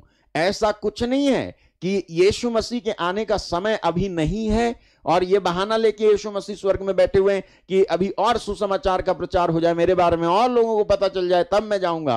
एक एक व्यक्ति के घर में, जिसके घर में internet, TV connection, dish connection है, और जो एक ऐसे वातावरण के से चारों तरफ से घिरा हुआ है जहां पे आपको हर चीज की खबर तुरंत मिल जाती है। क्या आप ऐसे हो कि आपको खबर नहीं मिलती है? अरे भले ही तुम्हारे घर में टीवी, फोन और कुछ ना हो तो भी तुम्हें खबर मिल जाती है कि ये हो रहा है, वो हो रहा है। तो इतना जो है आज तुम्हारे कानों में बातें पहुंच जाती हैं अगर, तो आप जो है यीशु मसीह को जानने की कोशिश करो, क्योंकि यीशु मसीह के बारे में बताए जाने की जो मात्रा और तीव्रता है, इस समय से ज्यादा और अधिक कभी नहीं थी। इस समय से ज्यादा और अधिक तीव्रता कभी नहीं थी जितनी तीव्रता अब है यीशु मसीह के बारे में। आप चारों तरफ चले जाओ, आपको मिल जाएंगे यीशु मसीह के द्वारा किए गए चमत्कार और उनकी गवाहियां। आप जो है यूट्यूब खोल लो, इंटरनेट खोल लो, आपको, अगर मैं कहता हूं अगर आप कट्टर अविश्वासी हैं ना, तो भी आप कहां तक डिनाई करोगे? कहां तक डिनाई करोगे? हां, आपके इनकार की एक ही बात हो सकती है, और वो केवल ये कि आप जानबूझ के मानना नहीं चाहते। आप जानबूझ के नहीं, तो ऐसा कुछ नहीं है कि आप जो है देखो और ना मानो। ऐसा कुछ नहीं है कि आप देखो और ना मानो। आप अगर नहीं मानते हो, यीशु मसीह पर विश्वास नहीं करते हो, तो ये आपका जानबूझ के किया गया खुद का फैसला है कि मैं नहीं मानूंगा। भले ही मैं जो है कितने ही चिन्ह चमत्कार देखूं, लेकिन मैं नहीं मानूंगा, मैं नहीं मानूंगी। ये आपका पर्सनल डिसीजन है, ये आपका निर्णय है। इस निर्णय में प्रभु यीशु मसीह आकर या परमेश्वर आके या कोई फरिश्ता आकर के आपकी जबरदस्ती गर्दन नहीं झुकाएगा और मदद नहीं करेगा। You have your choice to have faith or deny him. Hallelujah. आपके पास विकल्प है मेरे भाई। मैं आपको बताऊं, इब्राहिम के जमाने में ना तो कंप्यूटर था, ना साइंस था, ना कोई डेवलपमेंट था।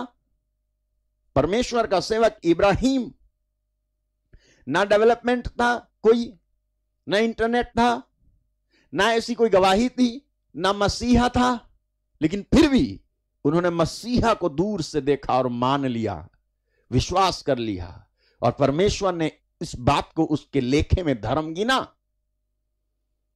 यही इब्राहिम जब हमारा न्याय होगा तो खड़े होकर के कहेंगे, तुम्हारे जमाने में तो इंटरनेट भी था, तुम्हारे जमाने में तो डेवलपमेंट भी था, तुम्हारे जमाने में तो अशोक मार्टिन जैसे लोग भी थे, प्रचार भी था, सुसमाचार भी था, पवित्र आत्मा के वरदान भी थे, पवित्र आत्मा का उतरना भी था, बेपरिमाण रूप में उतरना था, नाप नाप कर नहीं, और सब कुछ संभव था, विश्वास भी था। यीशु मसीह क्रूस पर मरे, ये भी तुम जानते हो, तुमने पिक्चरों में देखा, तुम्हारे सोशल नेटवर्क पर भी दया सागर नाम से सीरियल भी दिखाया गया, लेकिन उसके बावजूद भी तुम विश्वास नहीं करते। तो ऐसे कैसा हो गया तुम्हारे साथ? मेरे जमाने में तो कुछ भी नहीं था, फिर भी मैंने यीशु मसीह पर विश्वास कर लिया। तो तुम्हारे जमाने में सब कुछ होने पर भी तुमने अगर विश्वास नहीं किया तो आप जो है नमक का खंबा नहीं बनोगे तो और क्या बनोगे? सदोम की घाटी नहीं बनोगे तो और क्या बनोगे?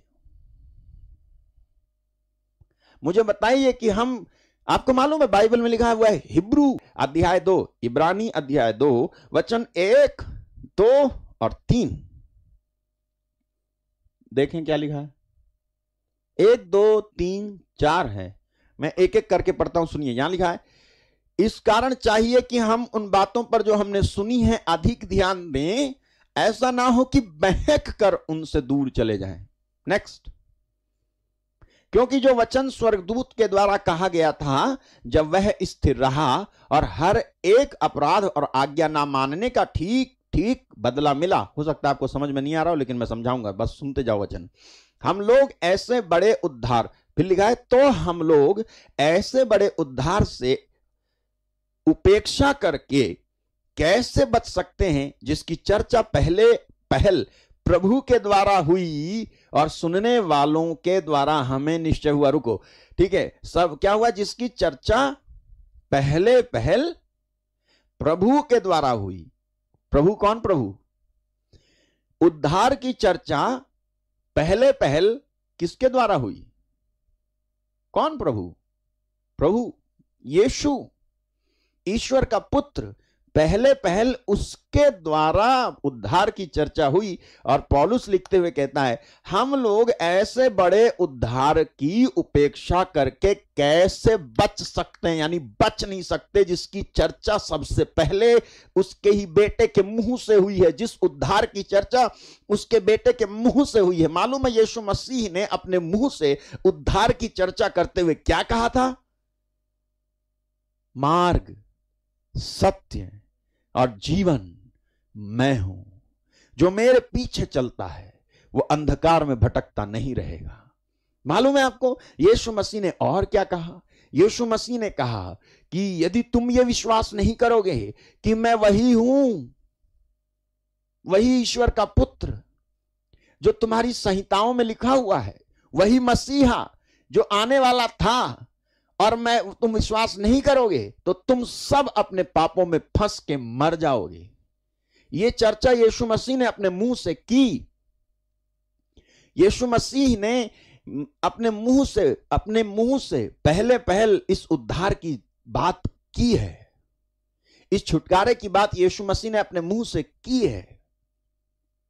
तो पौलुस कह रहा है, तो हम ऐसे बड़े उद्धार को इनकार करके बच कैसे सकते हैं, जिसकी चर्चा सबसे पहले हमारे प्रभु के द्वारा हुई है। नेक्स्ट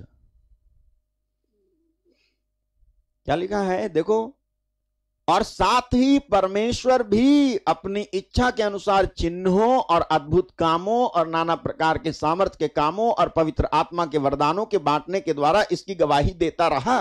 देख रहे हैं आप कि क्या लिखा हुआ है यहां पे? एक तो परमेश्वर के पुत्र ने चर्चा की इस उद्धार की। उद्धार मतलब तुम मुझ में विश्वास करो तो तुम्हारे पाप माफ हो जाएंगे और तुम्हारे गुनाह माफ हो जाएंगे और तुम जो है एक नई सृष्टि बन जाओगे। यीशु मसीह ने यही तो कहा अपने पीछे आने वालों को। हाँ, तो लोग ऐसे बड़े उद्धार की उपेक्षा करके कैसे बच सकते हैं, जिसकी चर्चा पहले प्रभु के द्वारा हुई और सुनने वालों के द्वारा हमें निश्चय हुआ। नेक्स्ट लिखा है, साथ ही देखो लिखा है, साथ ही परमेश्वर भी अपनी इच्छा के अनुसार चिन्हों और अद्भुत कामों और नाना प्रकार के सामर्थ्य के कामों और पवित्र आत्मा के वरदानों के बांटने के द्वारा इसकी गवाही देता रहा। मेरे भाई मेरी बहन, ये बहुत बड़ी बात है। अगर ऐसी बात हुई है तो हम बच कैसे सकते हैं? हम बच नहीं सकते। मतलब हमारे पास कोई बहाना नहीं। देख रहे हो, यीशु मसीह प्रभु है, यीशु मसीह पर विश्वास करना उद्धार है, यीशु मसीह के पीछे चलना छुटकारा है, यीशु मसीह परमेश्वर की ओर से किया गया मनुष्यों के उद्धार और छुटकारे का इंतजाम है।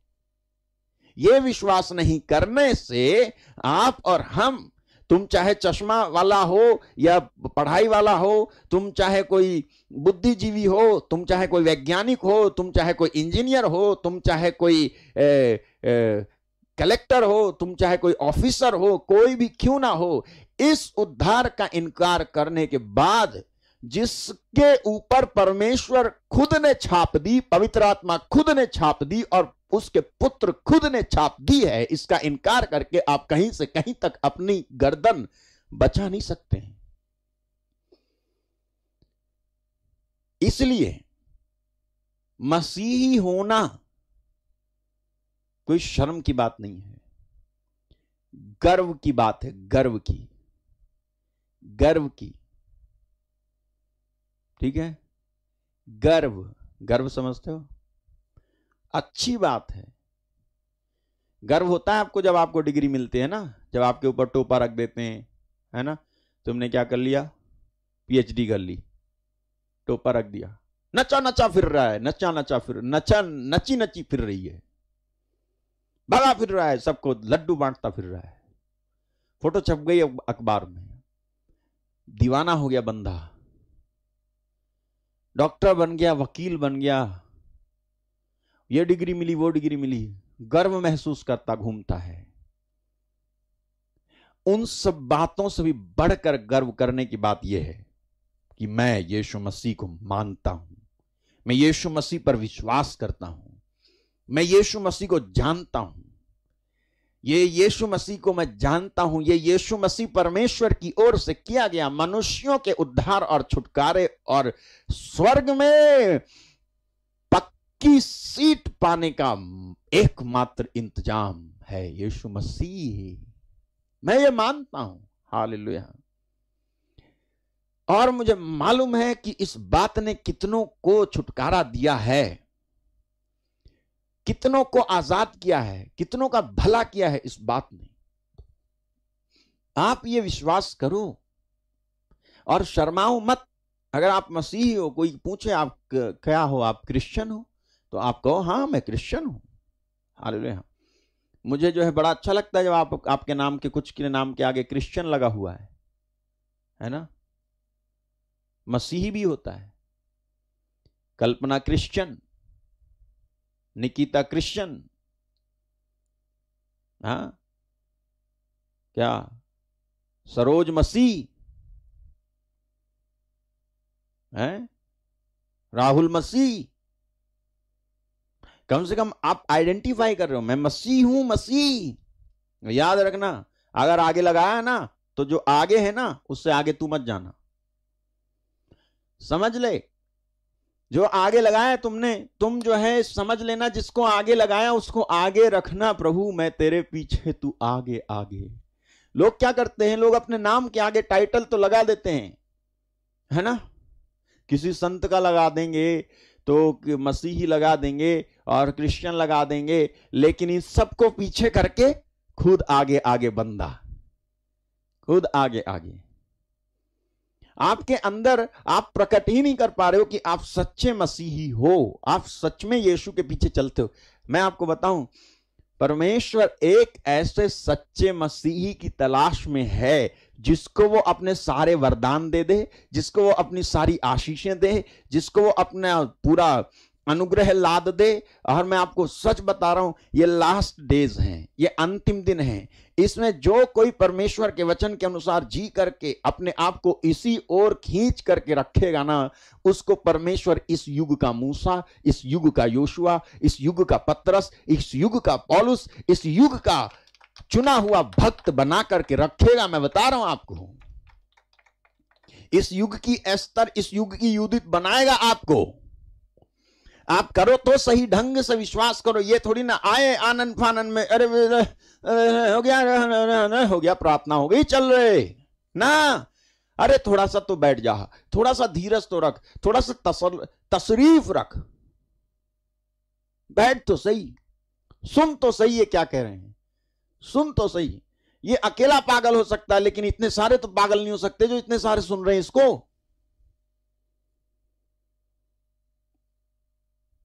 हम्म हम्म हम्म हम्म सारे पागल नहीं हो सकते।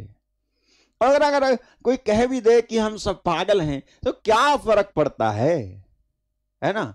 क्या फर्क पड़ता है? दूसरों का हिसाब अपने हिसाब में फिट नहीं होता।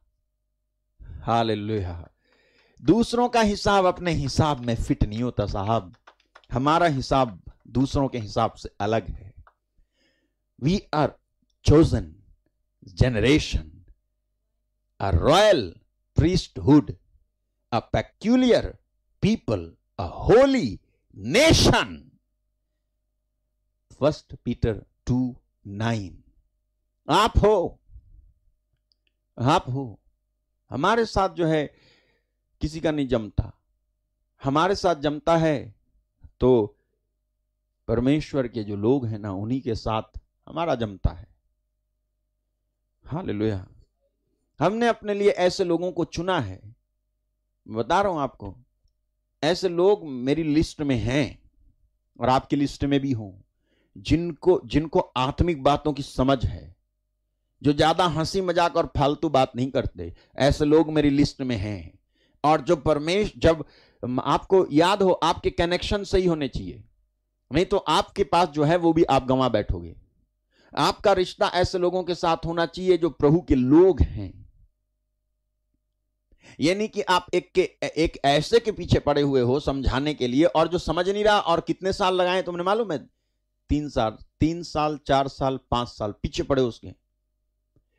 अरे उसको करने दो ना काम। तुम काहे के लिए परेशान हो रहे हो? तू बैठ के प्रार्थना कर। उसको विश्वास में लाने का काम परमेश्वर का, तेरा काम बैठ के प्रार्थना करने का। किसी के पीछे मत पड़।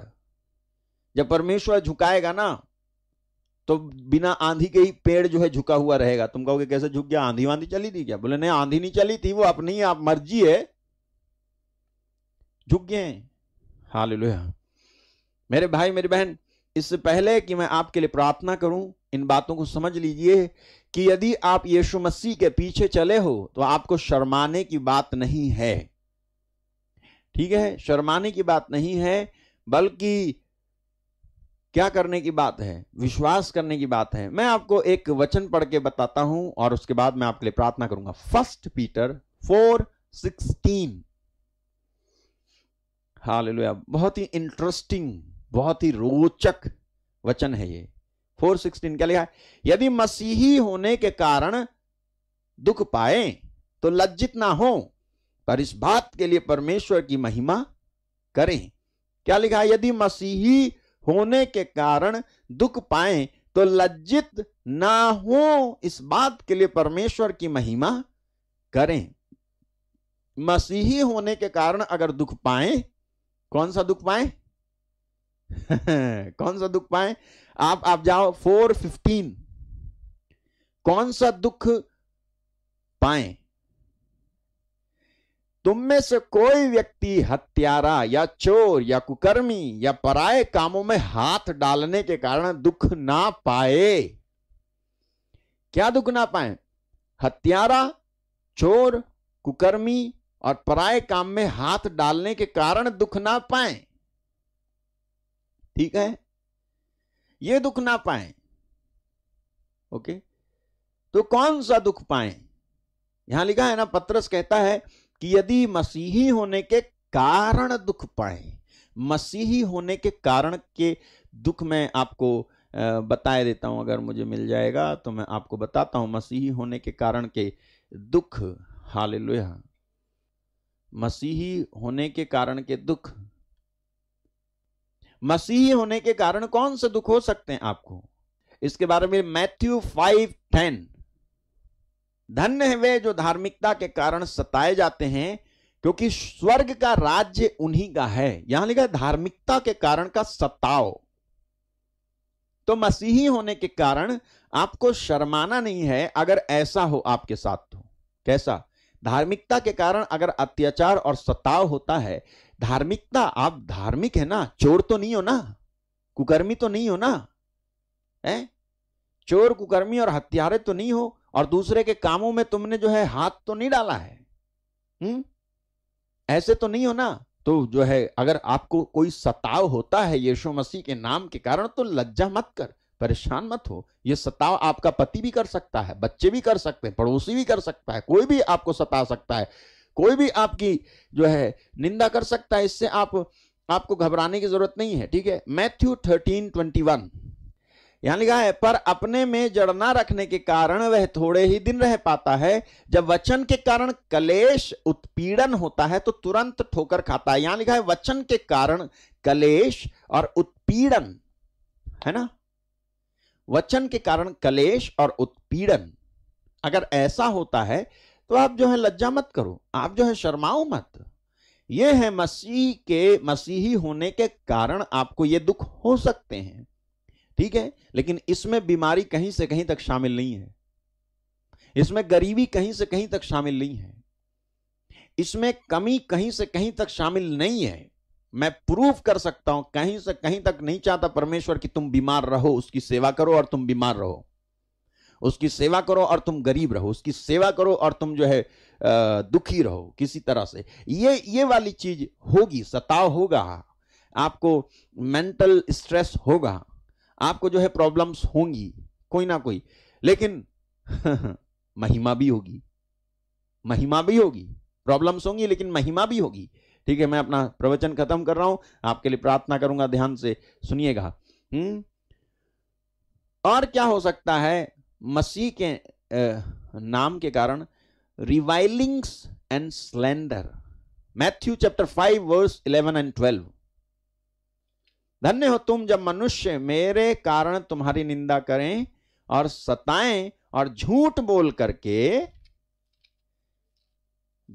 करके सब प्रकार की बुरी बातें कहें। हालेलुया। झूठ बोल करके जब सब प्रकार की बुरी बातें कहें, तो यहां लिखा है तुमको झूठ बोलकर सब प्रकार की बुरी बातें कहेंगे। किसकी वजह से? मेरे कारण तुम्हारी निंदा होगी, सताएंगे, झूठ बोल करके तुमको सब प्रकार की झूठी बातें कहेंगे और तुम्हारे विरोध में सब प्रकार की बुरी बातें कहेंगे। तो जो है इससे परेशान मत हो। क्यों मालूम है? क्योंकि जब ऐसा होगा वो भी मसीह के कारण होगा। अगर यीशु के कारण ऐसा होगा तो यीशु ही इससे निकालने का रास्ता भी देगा। अगर उसके कारण हुआ है तो वही इससे निकलने का रास्ता भी देगा। हम परेशान क्यों होते हैं? अरे वो मेरी पर, मैं क्या करूं? कुछ मत कर, चुप हो, चुप, बिल्कुल चुप। टेस्ट है तेरा, तू मसीही है ना, एक रियल मसीही अगर है तो तेरे को जो है परखने की बात होंगी, परखेंगे, लेकिन इससे प्रभु तुझे निकालेगा। झूठी बातें होंगी, होने दे, निकालेगा। ओके। 10:25 मैथ्यू 10:25, रिवाइलिंग्स होंगी और स्लैंडर्स, मतलब आपके बारे में झूठी बातें कही जाएंगी, बदनाम किया जाएगा आपको। और क्या है देखो, चेले का गुरु के और दास का स्वामी के बराबर होना ही बहुत है। जब उन्होंने घर के स्वामी को शैतान कहा तो उसके घर वालों को क्यों ना कहेंगे? हम उसके घर वाले हैं। जब कोई आपको यीशु की ही तरह बोले, जो लोगों ने, अगर किसी ने यीशु को जैसा बोला था पहले, these are not new things to us. Hallelujah. समझ रहे हो आप? ये कोई नई बात नहीं है कि अरे मुझे गाली दे रहा है, गाली दे रहा है और तुम आश्चर्य करो, अरे मेरी निंदा कर रहा है, निंदा कर रहा है और तुम आश्चर्य करो। पता है जब ऐसा हो तो ऐसा कहना चाहिए, अरे मुझे पता है मेरे प्रभु को जब कहा इन्होंने तो मुझे क्यों नहीं कहेंगे।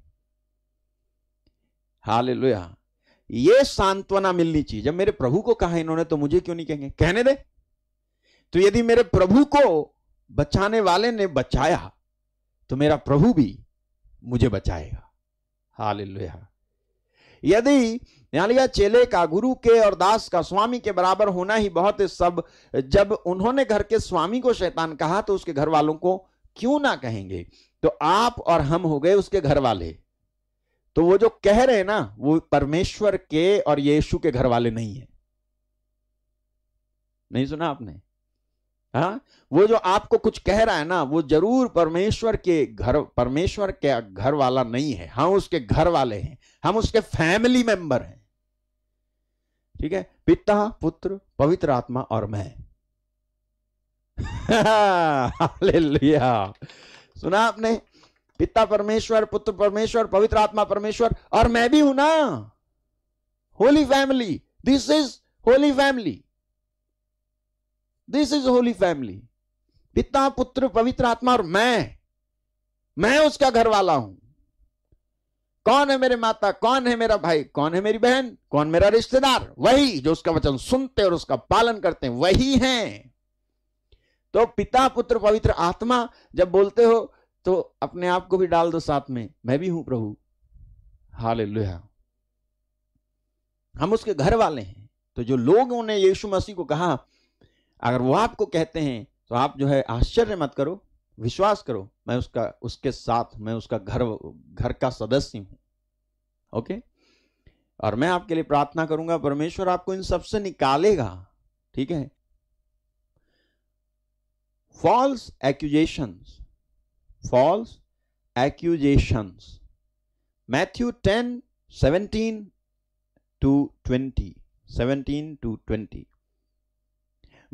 क्या लिखा है देखो, लोगों से सावधान रहो क्योंकि तुम्हें सभाओं में सौंपेंगे और अपने आराधनालयों में तुम्हें कोड़े मारेंगे। आगे, हाँ, तुम मेरे लिए राज्यपालों राजाओं के सामने उन पर और अन्य जातियों पर गवाह होने के लिए पेश किए जाओगे। जब वे तुम्हें पकड़वाएंगे तो ये चिंता ना करना कि तुम कैसे बोलोगे, क्या कहोगे। जो कुछ तुमको कहना होगा वह उसी समय तुम्हें बताया जाएगा, क्योंकि बोलने वाले तुम नहीं हो परंतु तुम्हारे पिता का आत्मा तुम्हारे द्वारा बोलेगा। हालेलुया। सुन रहे हैं आप मेरे भाई मेरी बहन? ताली बजाओ, धन्यवाद दो उसको। यदि ऐसा कुछ होता है ना आपके साथ में, तो परमेश्वर के आत्मा को आपके अंदर होने दो। वो परमेश्वर का आत्मा आपके अंदर होकर के बोलेगा और आपको टेंशन नहीं लेनी है। ठीक है। तो मैं आपके लिए प्रार्थना करने जा रहा हूं। तो सुन रहे हो आप? मैं आपसे कह रहा हूं कि प्लीज आप निराश ना हो, क्योंकि जब ऐसी चीजें हों, मसीही होने के नाते ऐसी बातें होंगी। लेकिन मसीही होने के नाते आप जो है मसीही हो लेकिन चोर हो तो कैसे मसीही हो? मसीही हो लेकिन हत्यारे हो तो कैसे मसीही हो? मसीही हो लेकिन लड़ाकू हो तो कैसे मसीही हो? है? दूसरों के कामों में, अरे करने दे उसको। दूसरों के कामों में जाके जो है तुम हाथ लगा रहे हो, परेशान कर रहे हो जाके, और इसलिए मुसीबत जो है मोल ले ली तुमने। और कहो अरे भैया मैं तो वहां पे खड़ा ही था, बस वो पत्थर आया वहां से मुझे भी लग गया। तो तू खड़ा क्यों था वहां? उस भीड़ का हिस्सा क्यों बना तू?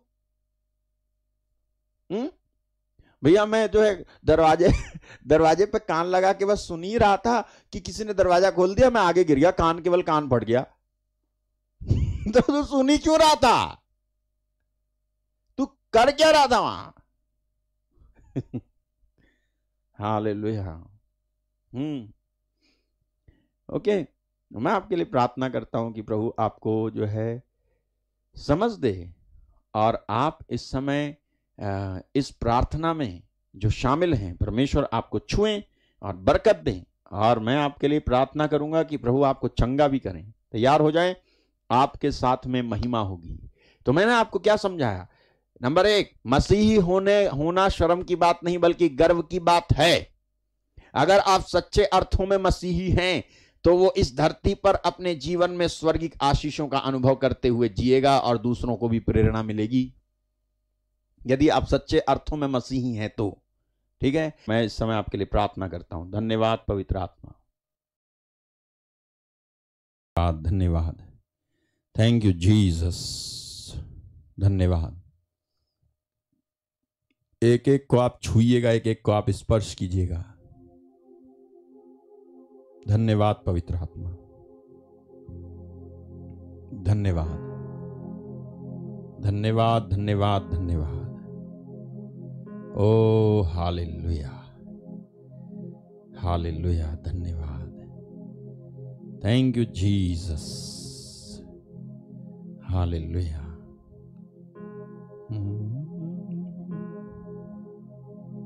धन्यवाद, धन्यवाद, हालेलुया, थैंक यू जीसस।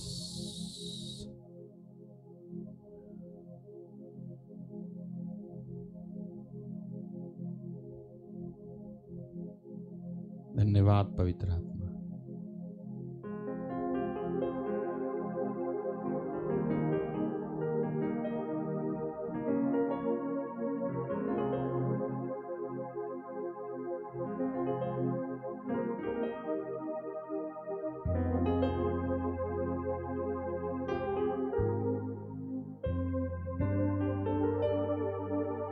एक एक को आप स्पर्श कीजिएगा प्रभु, मेरी प्रार्थना इस समय। एक एक को छूइएगा, मेरी प्रार्थना है।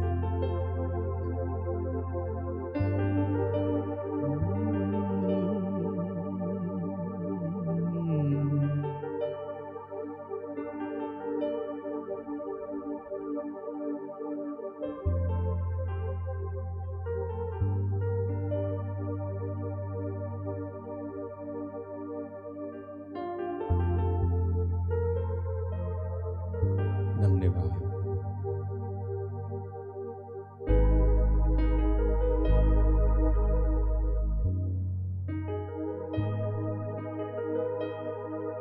धन्यवाद, तेरा धन्यवाद, धन्यवाद, तेरा धन्यवाद, धन्यवाद, तेरा धन्यवाद, धन्यवाद, तेरा धन्यवाद, धन्यवाद, तेरा धन्यवाद, धन्यवाद, तेरा धन्यवाद। सब लोग कहें, सब लोग कहें। धन्यवाद, तेरा धन्यवाद, धन्यवाद, तेरा धन्यवाद, धन्यवाद, तेरा धन्यवाद, धन्यवाद, तेरा धन्यवाद, धन्यवाद, तेरा धन्यवाद, धन्यवाद, तेरा धन्यवाद। धन्यवाद करता हूँ, धन्यवाद करता हूँ, धन्यवाद करता हूँ, धन्यवाद करता हूँ, धन्यवाद करता हूँ, धन्यवाद करता हूँ, धन्यवाद करता हूँ, धन्यवाद करता हूँ। मैं जहाँ भी रहूं प्रभु तुझे याद करता हूँ, मैं जहाँ भी रहूं प्रभु तुझे याद करता हूँ। धन्यवाद, तेरा धन्यवाद, धन्यवाद, तेरा धन्यवाद, धन्यवाद। मैं प्रार्थना कर रहा हूँ आपके लिए, प्रभु आपको छुएगा इस समय। सच बता रहा हूँ, प्रभु आपको छुएंगे मेरे भाई मेरी बहन। धन्यवाद, तेरा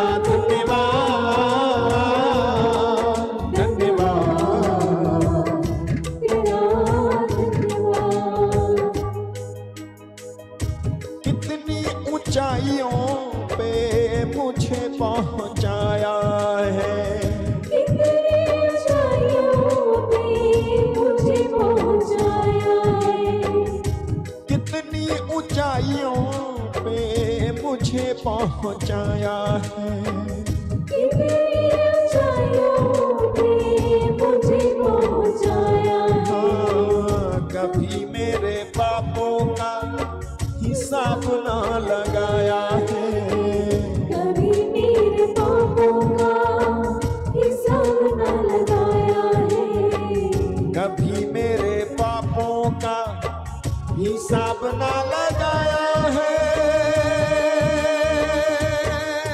धन्यवाद तेरा, धन्यवाद धन्यवाद तेरा प्रभु एक को छुए समय एक को स्पर्श कीजिएगा। तेरा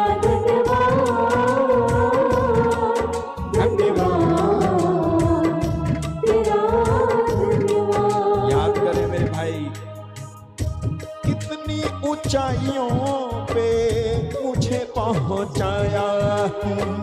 कितनी ऊंचाइयों पे मुझे पहुंचाया है। कभी मेरे पापों का हिसाब ना लगाया है। कभी मेरे पापों का हिसाब न लगाया है। कभी मेरे पापों का हिसाब ना लगाया है। कभी मेरे पापों का हिसाब ना लगाया है। धन्यवाद कहते जाओ, तेरा धन्यवाद धन्यवाद तेरा धन्यवाद तेरा धन्यवाद धन्यवाद तेरा धन्यवाद धन्यवाद तेरा धन्यवाद धन्यवाद तेरा धन्यवाद धन्यवाद तेरा धन्यवाद धन्यवाद तेरा धन्यवाद तेरा धन्यवाद तेरा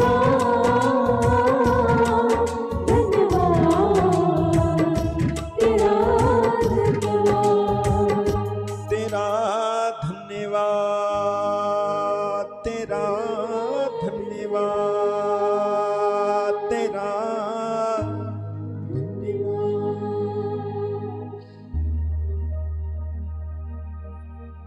मेरे भाई मेरी बहन, विश्वास कर, वो प्रभु हमारे बीच में है, हाजिर है यहाँ। वो आपको इस समय छुएंगे। आप जो बीमार हैं, विश्वास करें, आपकी बीमारियां और बीमारियों के बंधन आपको छोड़ के इस समय नष्ट और तबाह हो जाएंगे। विश्वास करें। आप जो दुखी हैं, परमेश्वर उसका आत्मा आपको छुएगा इस समय। विश्वास करें, विश्वास करें। परमेश्वर का सामर्थी हाथ आपके ऊपर इस समय मंडरा रहा है। विश्वास करें, विश्वास करें। बाइबल में लिखा है, विश्वास करने वालों के लिए सब कुछ हो सकता है। अगर आप विश्वास करें तो आपके साथ होगा। पिता, मैं इस समय एक एक भाई को, एक एक बहन को जो दुखी है, पीड़ित है, निराश है, चिंतित है, तेरे हाथों में रखता हूं। प्रभु, जो निसंतान है, तेरे हाथों में मैं लेकर आता हूं, रखता हूं इनको। जो गरीब हैं प्रभु, जो कर्ज में हैं, उनको तेरे हाथों में रखता हूं इस समय।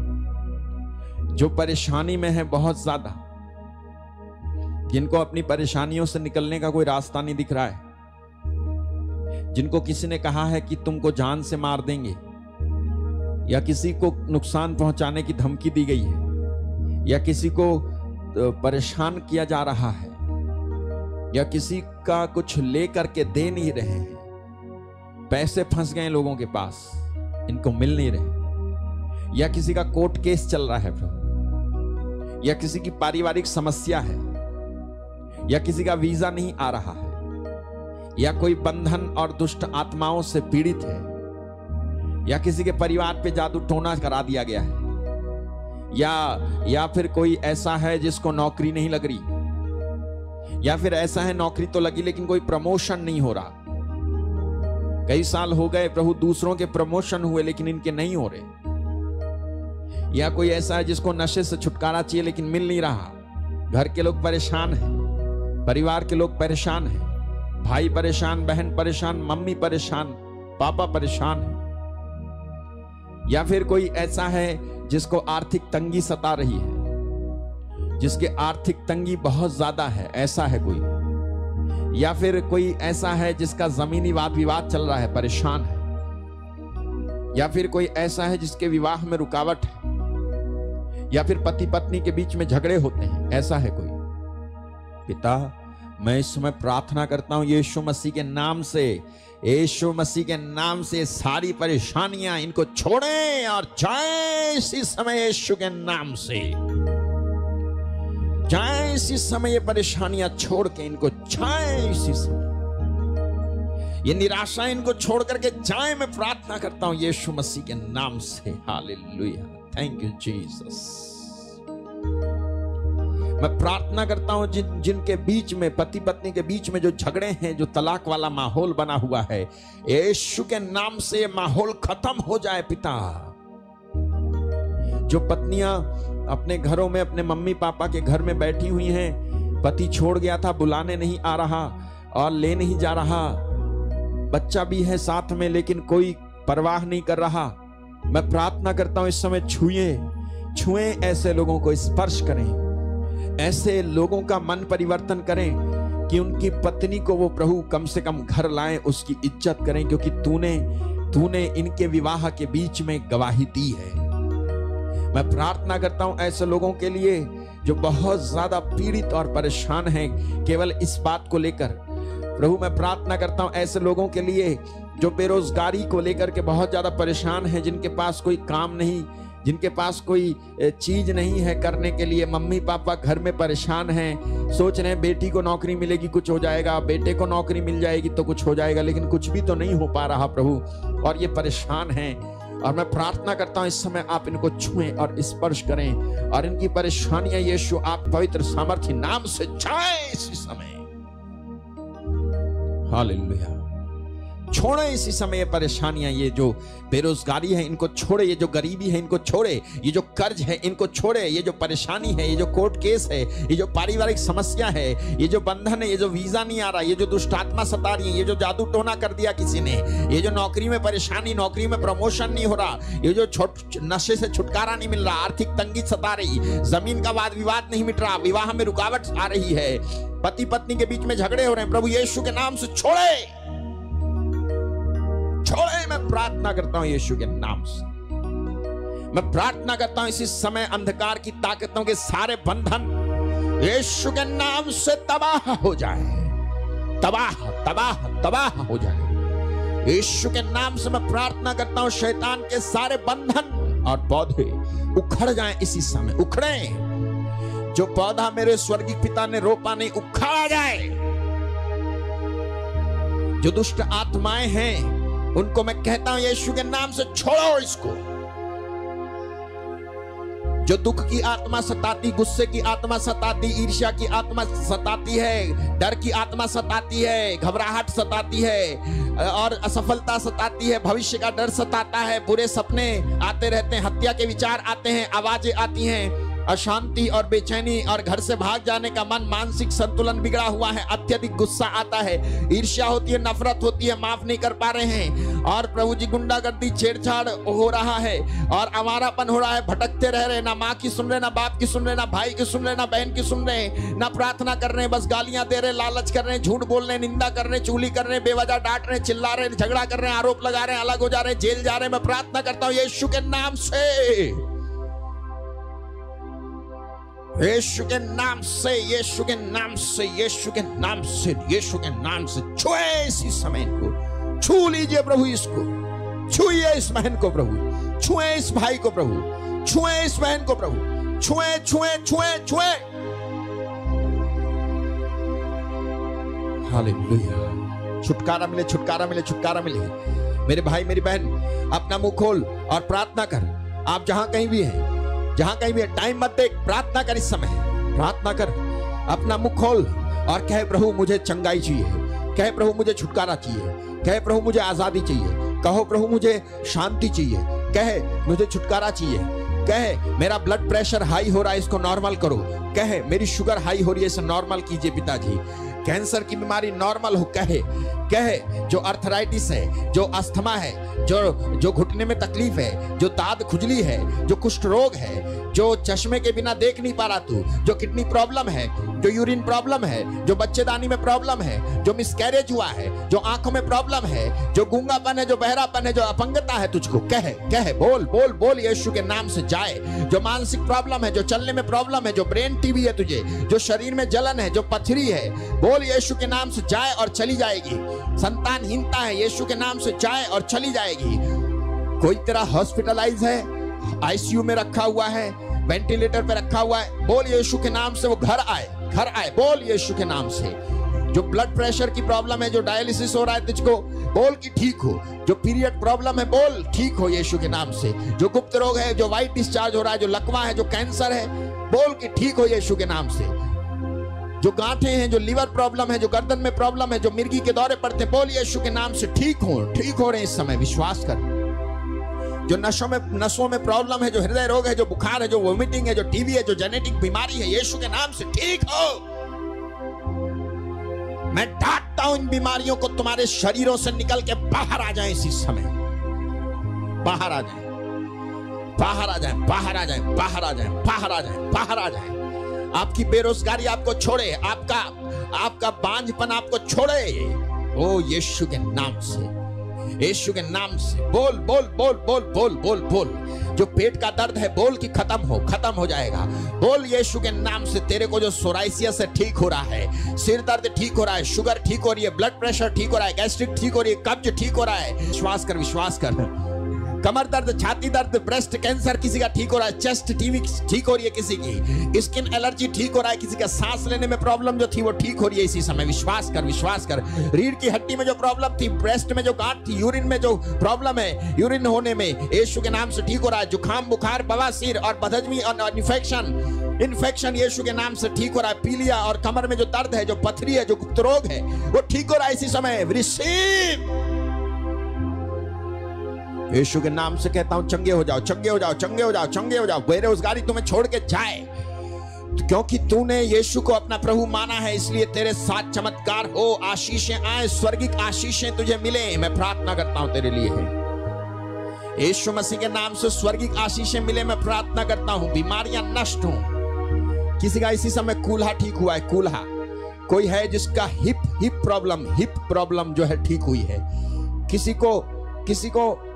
किसी की हिप प्रॉब्लम ठीक हुई है इसी समय।